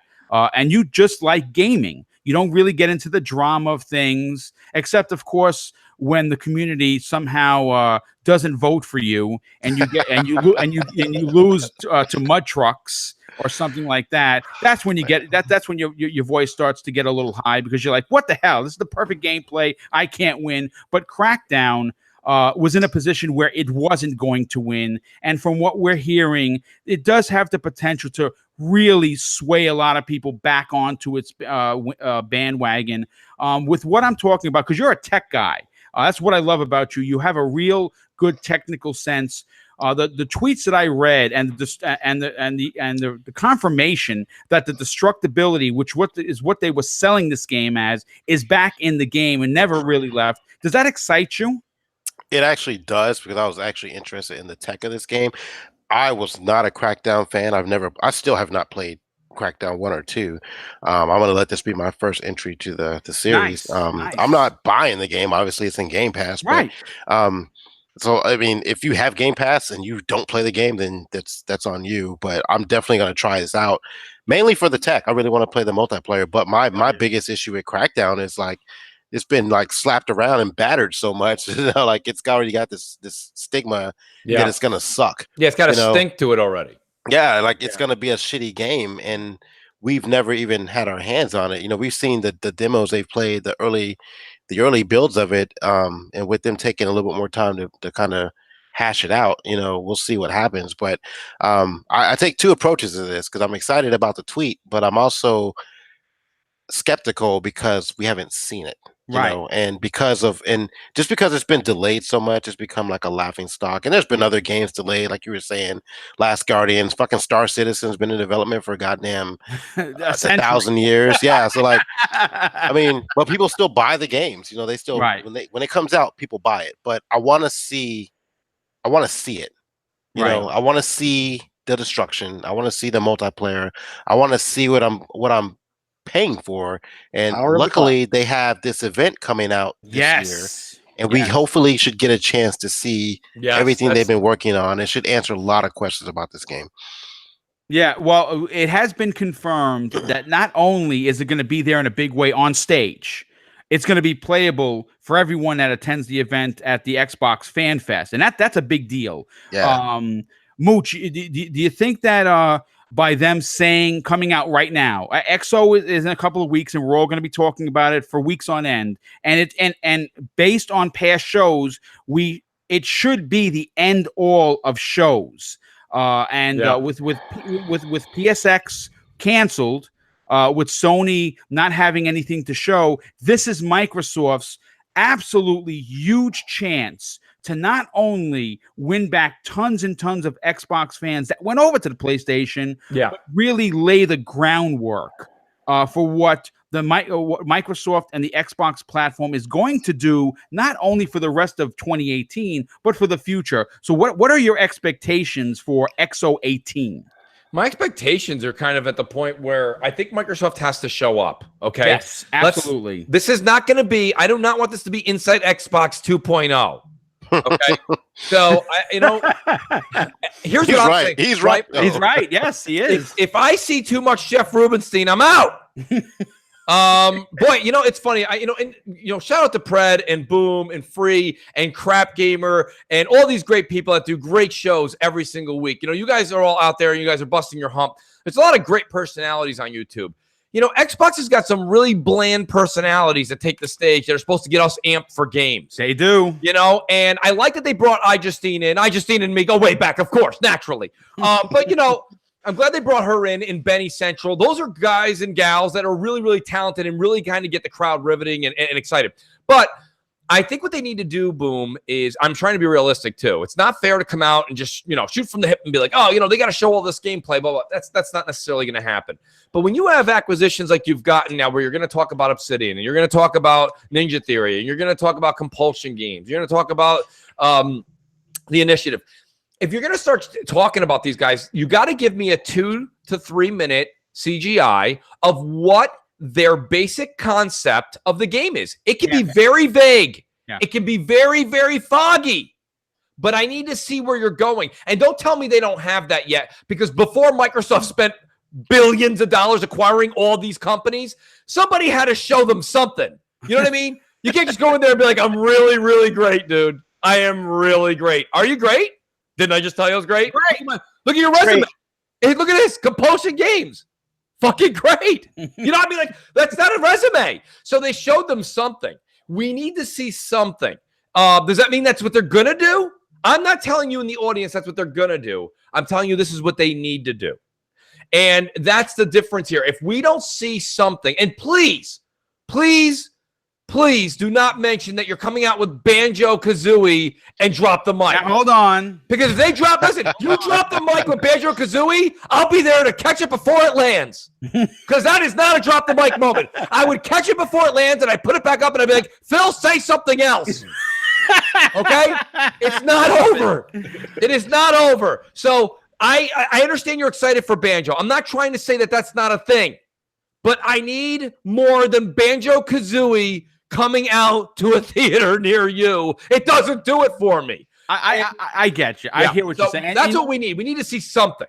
And you know what? You make a great point. I don't think they should end the show with Banjo-Kazooie. I'm a fan. Okay, I am so excited that we're going to get a new Banjo-Kazooie. You can't wait to jump on a platform that when you jump on it, you actually fall through it a little bit and it sucks and it reminds you of why you didn't want to play it for the past 20 years. Go ahead, Boom. My fault. Here's the thing. I played Super Lucky's Tale to completion. I 100% of the game. Well, I got all the achievements originally. I loved everything about that game, and we are hearing that company, I think it's Playful, may be doing the remake, but we'll see. But I agree. I think they have to. You have to close on something big. It has to be like a Fable announcement. You know what I'm saying? But Free-Jak, listen, XO18 is around the corner. I'm going to be doing an XO18 prediction show the week before. I think everyone's going to be doing that because you know what? As an Xbox fan, and I say this, I'm an Xbox fan first. I support everything. Everyone that knows me, that follows me, I must have posted about 10,000 pictures of Spider-Man that might have even outdone Peter Parker himself. And I loved everything about it. I love Sony for their first party, but I'm a Microsoft guy, which is why I play all my third parties on my X. But you know what? It's been a long, long time since I can get excited about the brand, since I can have wishes and hopes that aren't going to be dashed out by some salty pony that ruins the community. What are your expectations for XO18? And do you think that Microsoft literally has to drop the gauntlet to be relevant again? Well, I don't know. I mean, I don't really have any expectations per se. For me, this event and like all the other events before it, it's more about establishing precedents for the communications for the fans going forward. Yep. You know, work out the wrinkles. Let's get this. They need to be working out the wrinkles and and be firing on all cylinders for next generation, so that they can keep these shows coming and the fans can expect it and just keep having their announcements. And it's just about building that momentum and continuing with that. And so I just see this as another rough cog in the wheel that needs to be smoothened out. And it's probably not going to be the best showing, but give them the practice and the time. And you know what, when it really matters, like next generation and whatnot, or when all their xCloud streaming stuff and they're trying to sell people on that, these communication channels will be rock solid and firing on all cylinders to give people the information that they absolutely need and going forward. Yeah, I'm excited. Big shout out to RockDog31 for the $10 super chat. He says, Xbox Gamer here supporting the cause. Thank you so much for that. Predator, you obviously do several shows, and you have a powerful voice in the community. Everyone knows who you are. Every now and again, you have your own little thing you do on Sundays where you talk about different things going on in gaming. And you yourself have been around where Microsoft has basically been, they've been kicked around this generation, and for good reason. Let's not make a mistake here and think that Microsoft did not do this to themselves, because they did. 2013, it will live in infamy. There's no doubt about it. But with Phil Spencer taking the helm, the ship is changing. Yes, it's taking a little longer. It's a big ship. Microsoft's a big ship, lots of money. But they've been on a spending spree, and we know what we've heard. XO18 has a potential to be a real big, line in the sand for Microsoft. First of all, what are your expectations? And do you think that they have to have a drop the mic moment, but not just one, several of them? Yeah, they do. I mean, like E3 was really big for them this year. I think they did a really good job at E3. So, this is an opportunity for them to continue, the momentum going into the holidays and into next year, which seems to be a really big year for games as well, because we got like a lot of games coming out the first half of the year that normally they don't drop that soon, so it's just clustered, so with them coming out with Crackdown, they really don't have anything else coming out this year exclusive wise that I can think of on top of my head. Ashen might be one that's announced there. They got to drop the mic here. I mean, they want to continue the momentum going into E3 next year, because there's really nothing else on the radar except for Crackdown, unless they have some release dates, something else coming out. They could fill those holes. This gives them an opportunity to fill those holes that the people that were kind of left empty when E3 ended. Like a lot of the questions that we had and a lot of rumors that we heard coming out, especially with them buying all these studios and stuff like that. So this gives them an opportunity to have the stage to themselves. They have the time to themselves. No one else is doing anything around this time of the year, with the exception of games dropping in the holidays. But like, this is their time. So drop some news, get people hyped up for the next year, lead that into E3 and next year and whatever other events they have going on. But it was a good time for them to drop this show, I think, especially with the holidays starting. So as far as the drop the mic moment, I would love to see a Fable announcement, just something coming down the pipe, because something we've kind of talked about over the last year or so is their roadmap. We see they're buying stuff. They got a lot of stuff churning behind the scenes, but they haven't showed us as the consumer what they're doing. We're just kind of left in the cold a lot. Like pretty much this whole generation. Like we hear rumors, but like they never come out and confirm anything. So this is their opportunity to come out and confirm some shit and let us know what they're really doing. And I know Phil doesn't like announcing games too early, but like this time frame right now, if they announce something here at this event, it could possibly be ready by the time the next holiday season comes around. So we might be in that timeline where we can actually see some games that are coming out next year. I don't know that they said, I thought I heard that they were not talking about Gears here. Right. But that doesn't, or Halo, but that doesn't preclude them from talking about some other things. That's a good thing, though. We want to see something else. We know what Gears is. We know what Halo is, but we don't know what these other studios are doing. Right. And listen, I'm sorry. Look, I'm just gonna say this goes for any company. All right. I don't like this whole, well, we're not gonna show you till we're like 12 months away from release. Dude, you're $1 billion. You're like the third or second or first, depending on the quarter we look at, richest company in the world. You got to put your big boy pants on. Put the big boy pants on. Put the big boy pants on. All right, you got to do that, and you got to show a video game. Sorry, well, we don't want to let people stop it. Just stop it. Okay, like it's time to put your big boy pants on and show us a video game. Like, oh no, not until we're like 6 months away. Not until we're like 6 days away from release. Get out of here. Like. You got to be able to do that. You have to have confidence in who you're hiring. You have to have confidence in your leadership. You need to have executives in place looking over these companies you acquired, going over there at least quarterly, probably better off monthly, and seeing some sort of progress. It doesn't have to be huge. You need to be able to keep the pedal on these guys, okay? Yes. It's called a work ethic. Yep. Okay? Yep. And that's the problem with Microsoft being like, well, you could come over and do whatever you want. We don't care what you do. You want to make a game, make a game. You don't, you don't. Like, that's the problem. That's why Fable Legends was what it was. A mess. An absolute mess. And they let Lionhead Studios do nothing. Practically nothing for 6 years. Nobody went across the pond to check on them. They just kept sending scones and tea. Come on, man. Hey, where's that game? Here's some tea. Yeah, sit down, have some tea. Meanwhile, it's like 3 days go by. Like, the executive's like, I haven't seen the game yet. Oh, well, it's time for your flight. Look, your train's here. All right. It's like, okay, well, what? Like, what the hell's going on? And here's the problem. It all comes down to Microsoft leadership. They can go out there and they can buy all the companies that they want. They can do all the buying they want.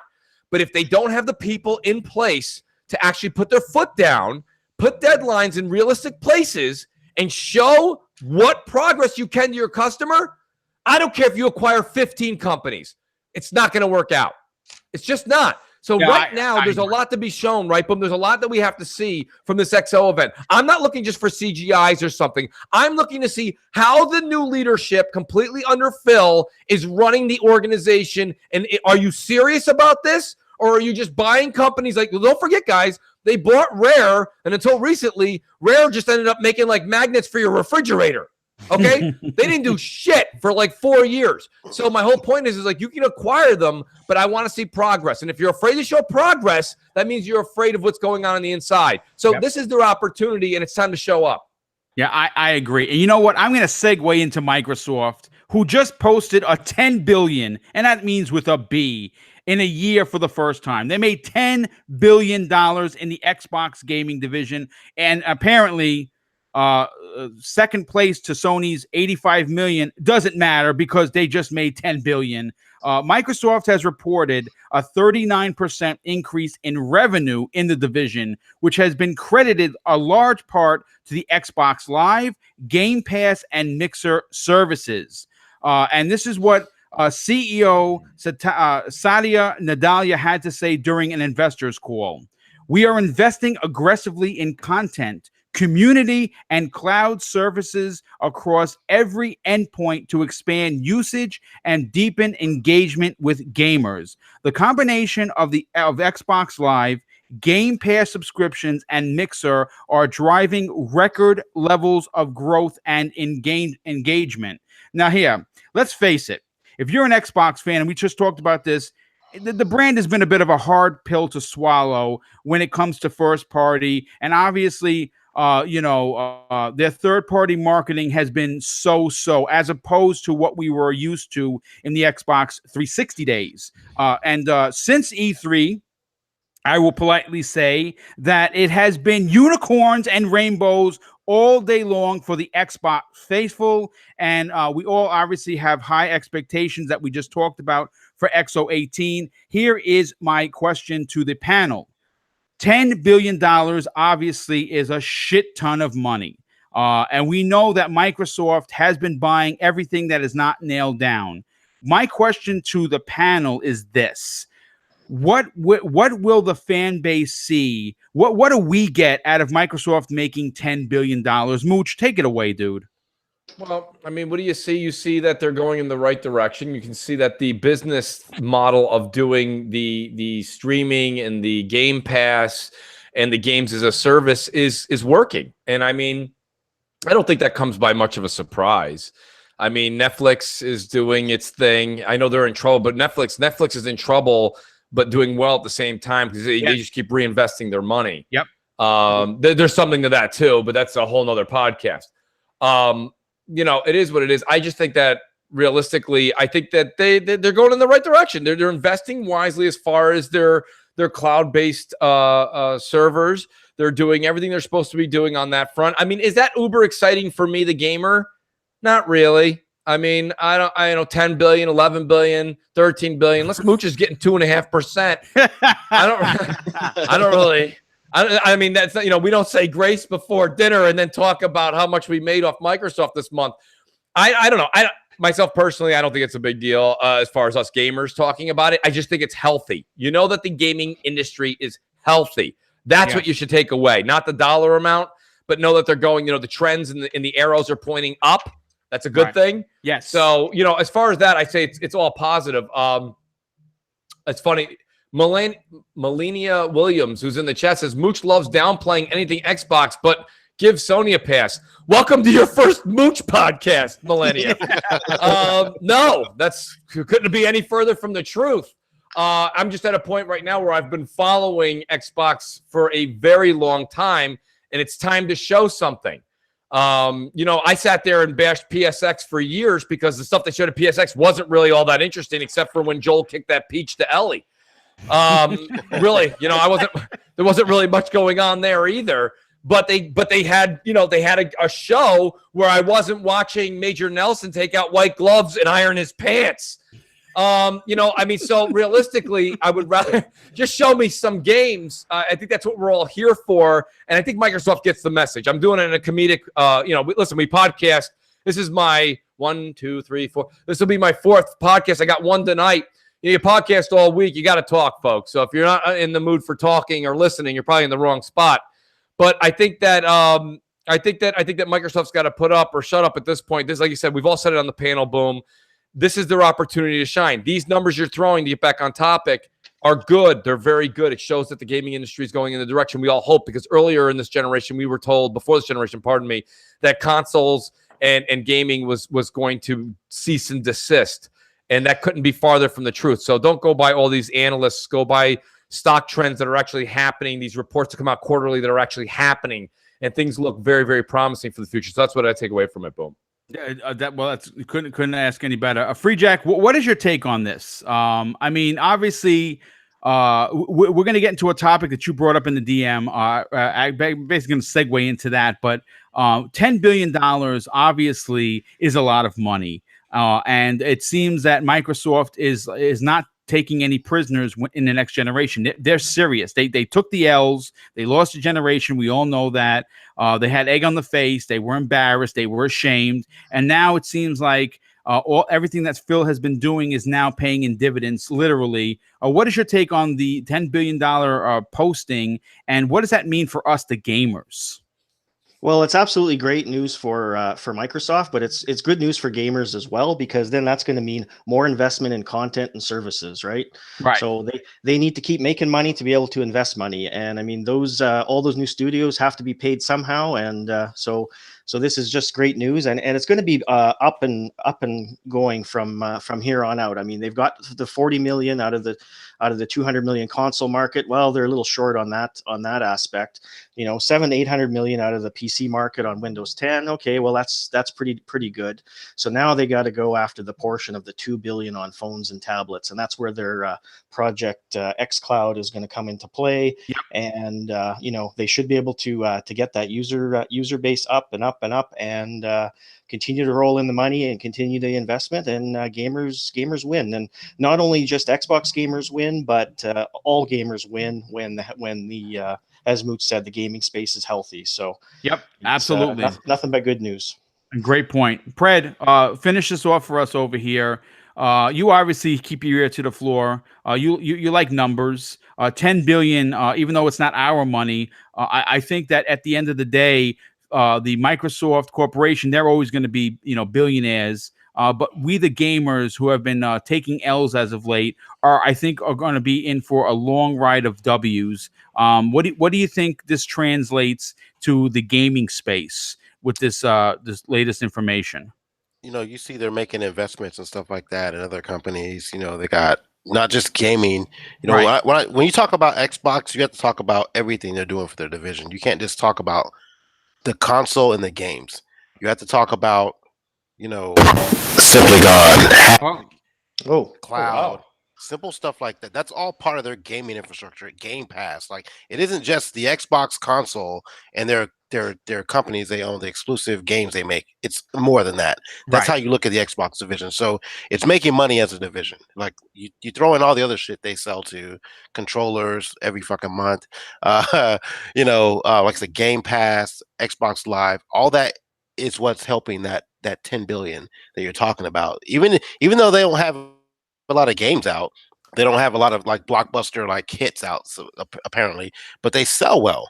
They might not score high on Metacritic, but they still sell and they make money other ways. So as long as they continue to invest in gaming, not just games, but the gaming division, they're going to continue to make money, and hopefully that transitions over to us getting more shit, like more games, because that's the only thing that's lacking right now. It's the games. good games, like like good Metacritic games, I guess, if you want to put it that way, that are actually publicized by these other media outlets. Because their Metacritic scores and their reviews have been kind of shitty for the exclusives they come out with lately. I think we're all waiting for that God of War type game that just blows our mind, and now they have the studios to do that.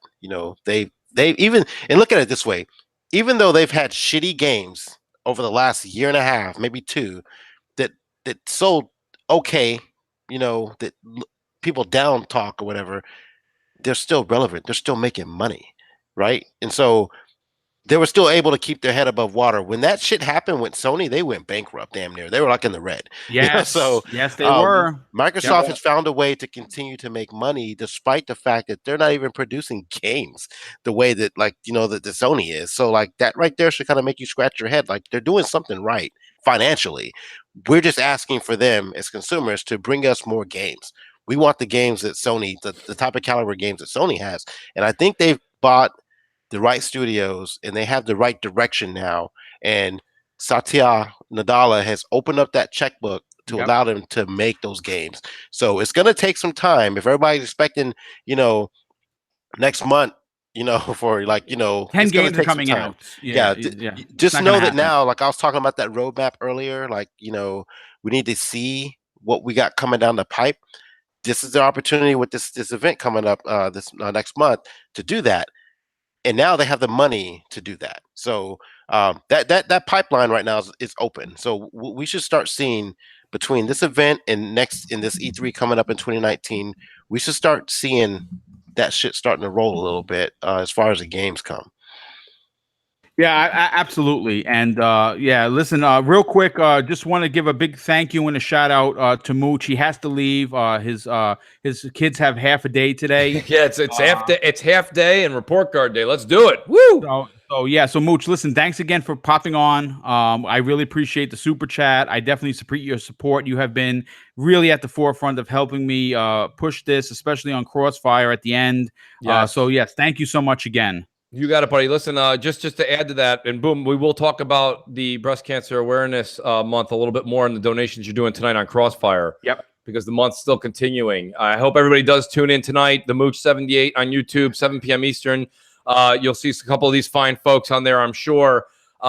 Here's the deal, guys. Do consider, even if it's 99 cents, $1, whatever you can do, it's going to a great cause. And like I say, this is a disease that's affected everybody in one way, shape, form, or another. So, Boom, thank you for what you do. Free, good to actually podcast with you. Pred, I'll probably be reaching out to you later. We'll see if you're available for a pod. If not today, very, very soon. I can see that in the future. Guys, have a great show, and I'll catch everybody tonight. All right, thanks again. Appreciate it, guys. Now, Free-Jak, like I said, in my part where I was talking about, we talked in the DM. You asked a question, and I think it's important that you have good answers. You're a tech guy, Pred. You're a tech guy, so you're going to appreciate this. And your question was why gamers are wrong about data caps and the xCloud streaming service that's coming. I'm to take it away, dude. What are your takes on this, and why should people be excited and not frightened? Well, thanks, Boom. Well, basically, it all boils down to where the compute is happening. The computers and whatnot all have the same basic parts, right? You've got your GPU that does your graphics, CPU, that's the brain of the operation, does all the calculations, memory, storage, and network. So those are always the same basic parts of a computer. And it doesn't matter if that computer is in your PC or in your cell phone. It doesn't matter. It's the same sort of deal. So if you look at actually what Microsoft wrote about Project xCloud and what the blog post says, they actually show you that they actually have the compute living inside of the data center. So I see that as more of a remote access or a remote control type system, right? Because when everybody, when we talk streaming, right, and it doesn't matter, even tech guys, right? You hear the term streaming. What do they think? Well, they think, Netflix. Yes, now is what they think. Well, that too, but they haven't really talked about how that technology works a whole lot. But, Netflix and YouTube really come to mind, right? Right. Well, every endpoint that you're streaming to, like, it has different capabilities, right? So if you're streaming from your console, you can do 4K, or your cell phone, you're streaming content to Netflix. It's all different. Like some streams will have HDR and everything like that. Microsoft, in order to make this streaming gaming system work, they really have to control the experience, right? So I see this as actually more like a remote controlled Xbox that's sitting in the cloud. And they showed us in the computer blade server with 4 Xbox cloud boxes in one server blade. So that is where the compute is. So I see what will happen here is they're going to do a remote play thing. So what's going to happen is you're not going to be getting the data, the stream, like the movie coming down to the endpoint.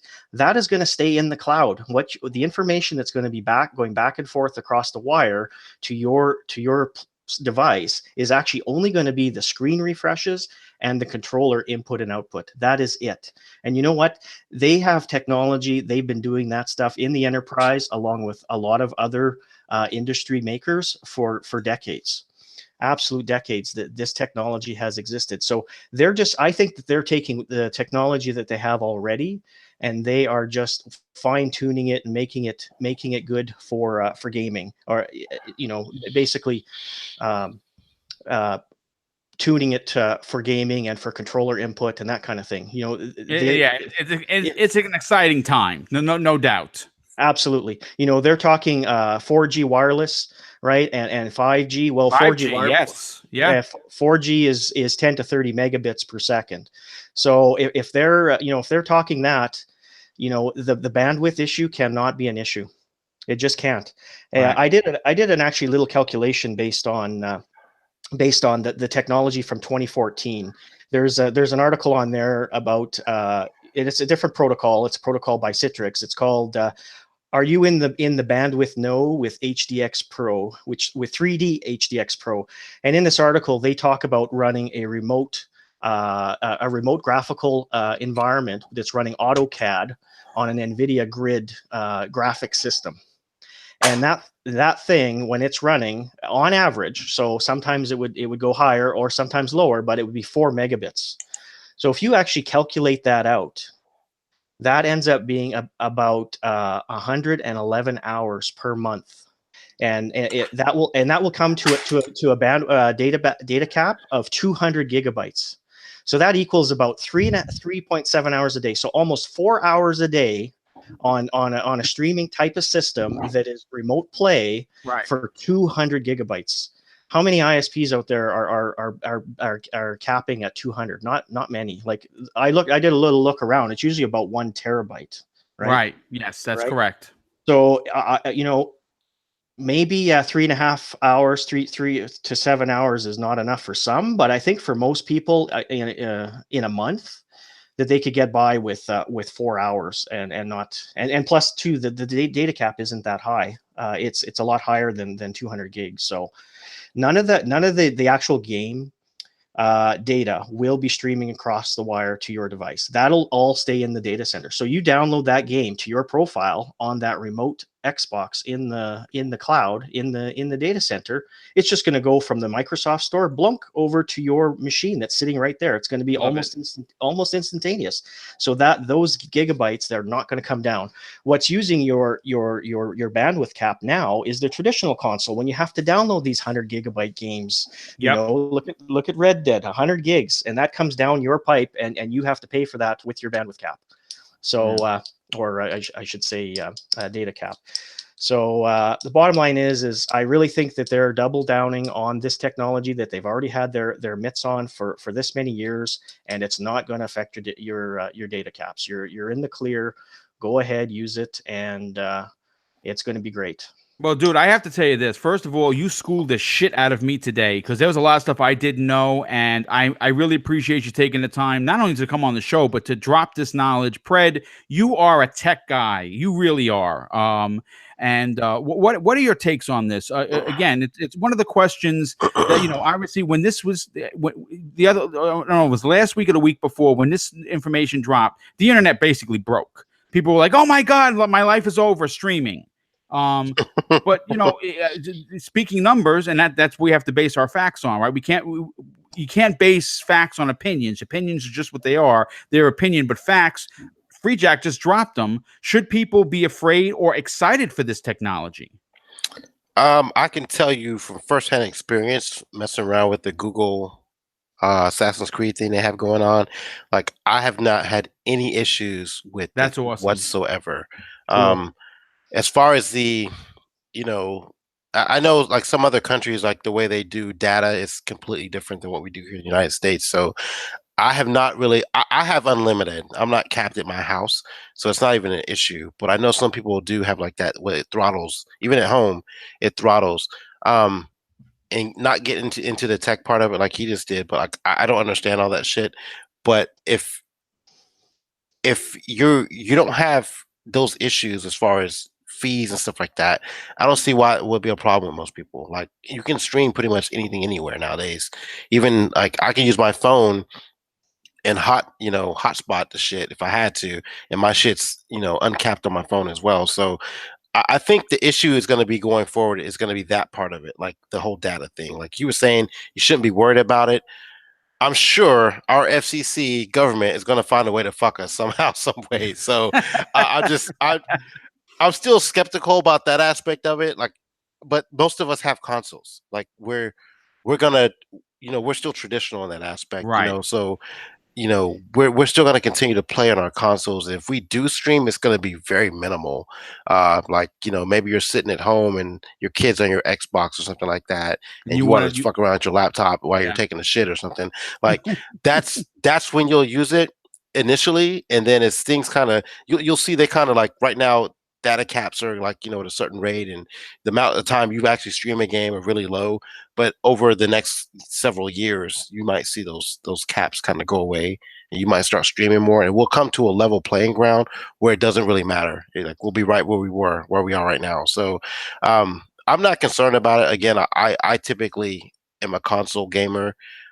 Everything in my house is hardwired in if I can, so I don't really use my Wi-Fi if I don't have to, as far as gaming goes. But I mean, this is one of those situations where, like, Microsoft and now Google and those guys are kind of pushing a new tech. Yes, that it's we exciting have to times, kinda, man. yeah, we got to kind of adjust our brain cells to get used to it and see what happens. Just like how the whole Ethernet port thing came with the Xbox, or was it the Xbox? Was it the Dreamcast?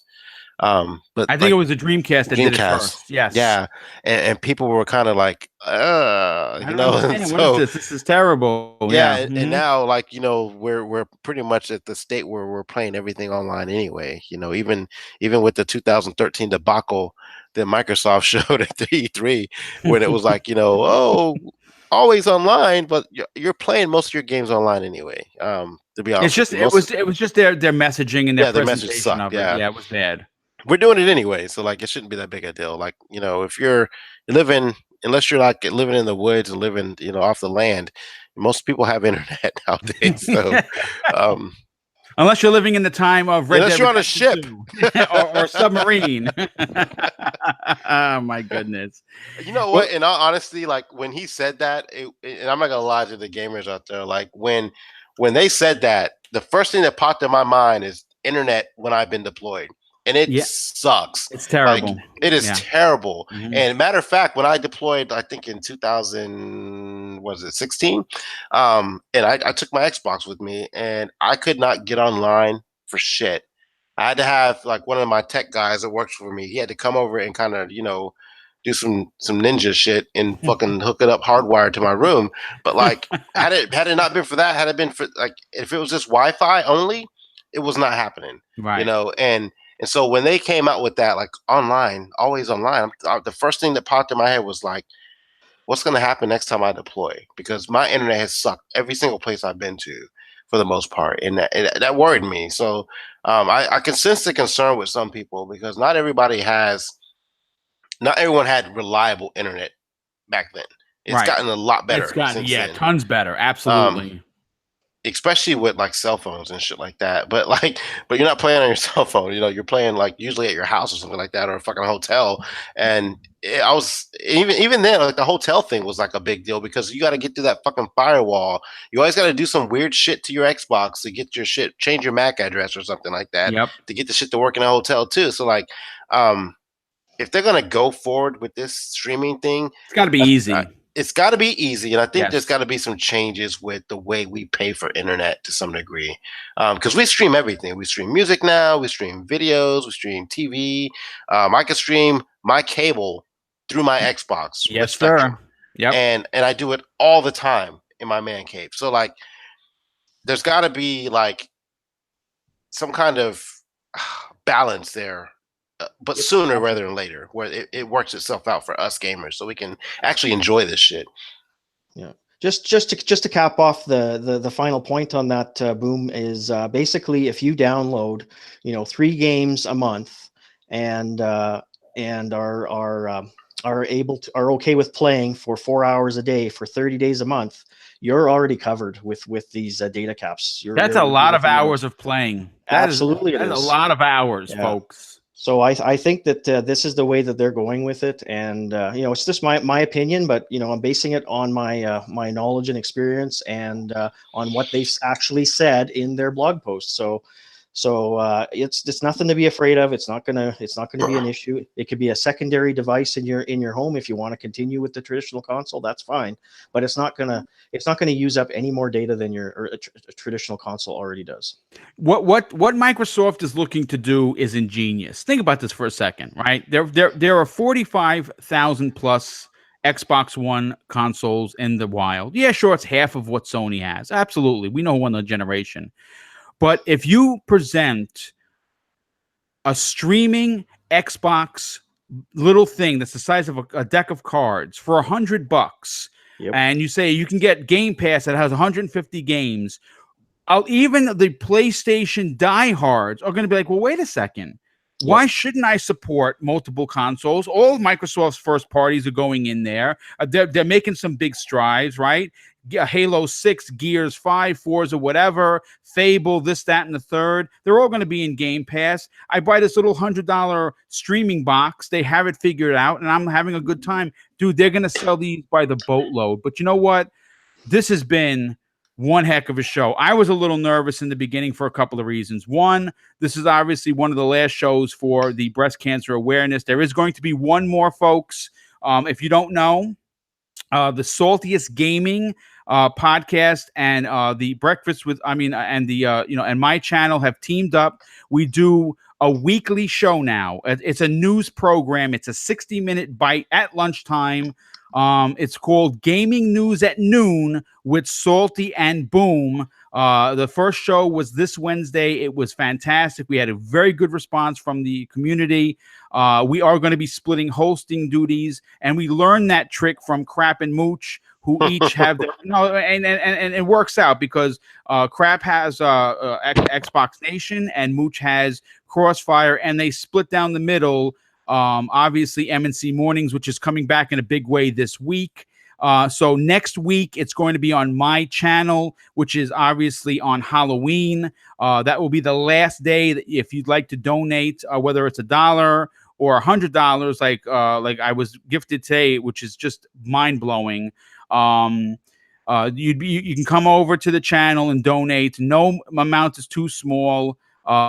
And that will be the last time for the month. And then, like I said, I'm going to be donating all earnings. That means super chat as well as what little monies I'm paid for ads on my channel.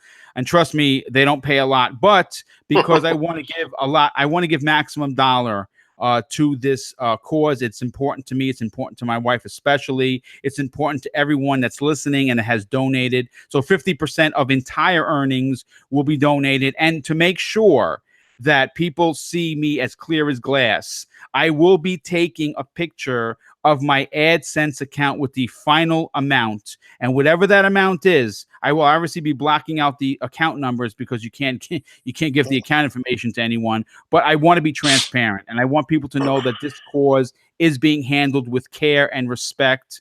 So I will be taking a picture of my AdSense account, putting that online so everyone can see the total amount once I get that amount from YouTube. And then I will be producing online on Twitter a copy of the receipt to the charity, which is called Making Strides Against Breast Cancer. I will be posting that receipt online to confirm that 50% was donated. I know I don't have to do it, but I am as clear as glass, and I want people to know that this is something I really have a lot of heart and love to do. But you know what? This show could not have continued without this amazing cast. First of all, Mooch. You probably ears are probably still ringing because he does yell. I love it. I think that he brings a personality like no other. Follow him on Twitter. He is one of the community's finest. Sub his channel. He just built a PC for all PCs, so he's going to be doing some videos. I was told this to mention this before. And every time I mention Mooch, he said, when you mention Mooch, think of this. Hit the like button. Please hit the like button. It does help the channel grow. It is important to me. YouTube does get a hold of it, and those analytics are important. But of course, I have to now go to my incredible guests. Pred, first of all, thank you for answering the call, dude. I know this was a last minute thing. You jumped on. You gave your insight like you always do. Real quick, vote for Pred whenever he puts up a video. Let's get this guy some W's because he's been taking L's left and right, and I think it's losing to mud trucks is almost disgraceful at this point. So Pred, tell everyone where they can find you, where you're going to be next, and where to vote for you. More importantly, let's get you into office already. All right, everybody. Predator_H2OS on Xbox Live, on PlayStation, on Steam, Twitter, and Facebook as well, pretty much everywhere. Next podcast on Saturday, and I think I'll be possibly on the Crossfire tonight. Yes, with Mooch if he hits me up, and if he does, I will. You know me, man. I'll come through in the clutch, off the bench if you need me, last minute, whatever. Make sure y'all vote for the gameplay on Saturday. If you don't want to vote for me, it's fine. Just make sure you guys, jump in the podcast and just be respectful to everybody else and just say hi and do your thing. And hopefully catch you guys on another Breakfast with Boom as soon as possible. Well, listen, you know what? We're going to have you back again. I love your insight. We've become good friends, and I really enjoy having you on. We're both ex-military guys. You did obviously overseas time, and thank you for your service, of course. Free-Jak, listen, dude, this was only your third podcast, but my goodness, my friend, you knocked it out of the park. Your technical insight is why I wanted you on the show. You asked to have a topic, and you just killed it. You really did. I think you are one of the community good guys. You're always out there talking facts. You don't get into this fanboy shenanigans. And I respect your opinion. And of course, you're an old school gamer like me. Please tell everyone where they could find you if they want to follow you on Twitter and what else you got going on. Well, Boom, thank you very much again for having me. It was an absolute pleasure to be one of the members of the community of the Xbox Voices. I listen to you guys, of course, all the time, podcasts and stuff. It's always fun, and shout out to Mooch and Crap, and of course Predator and Boom and Salty and Noof and the rest of the gang who are the experts at this kind of thing. It's absolutely wonderful, and thanks for having me on, and thanks for all the kudos there. Much appreciated. Love it. Okay, well, listen, dude. Again, thank you for being here. And before I go off the air, I have to once again tip my extremely large, humble hat to everyone that just blew me away today with the generosity of it's just like I said, it has me speechless. And I'm gonna have to take a moment once I get off the air and just kind of process again, the generosity of everyone today is just, it's breathtaking. It really is, and it really does mean a lot to me. It doesn't mean a lot to my wife. It does mean a lot to this cause, and the love that was shown today, and all the shows that people have donated has just been wow, it's just wowing, to be exact. I don't know if that's even a word, but I've just been blown away. So listen, everyone, have a fantastic weekend. Be safe. More importantly, be kind to one another on Twitter, on social media. Don't be a dick. There's no room for it. Exactly. Seriously, just because you have a different opinion doesn't make you right or wrong. It just means you have an opinion that's different. And have a safe weekend. And I will see you again next week on the latest episode of Breakfast with Boom. Once again, have a fantastic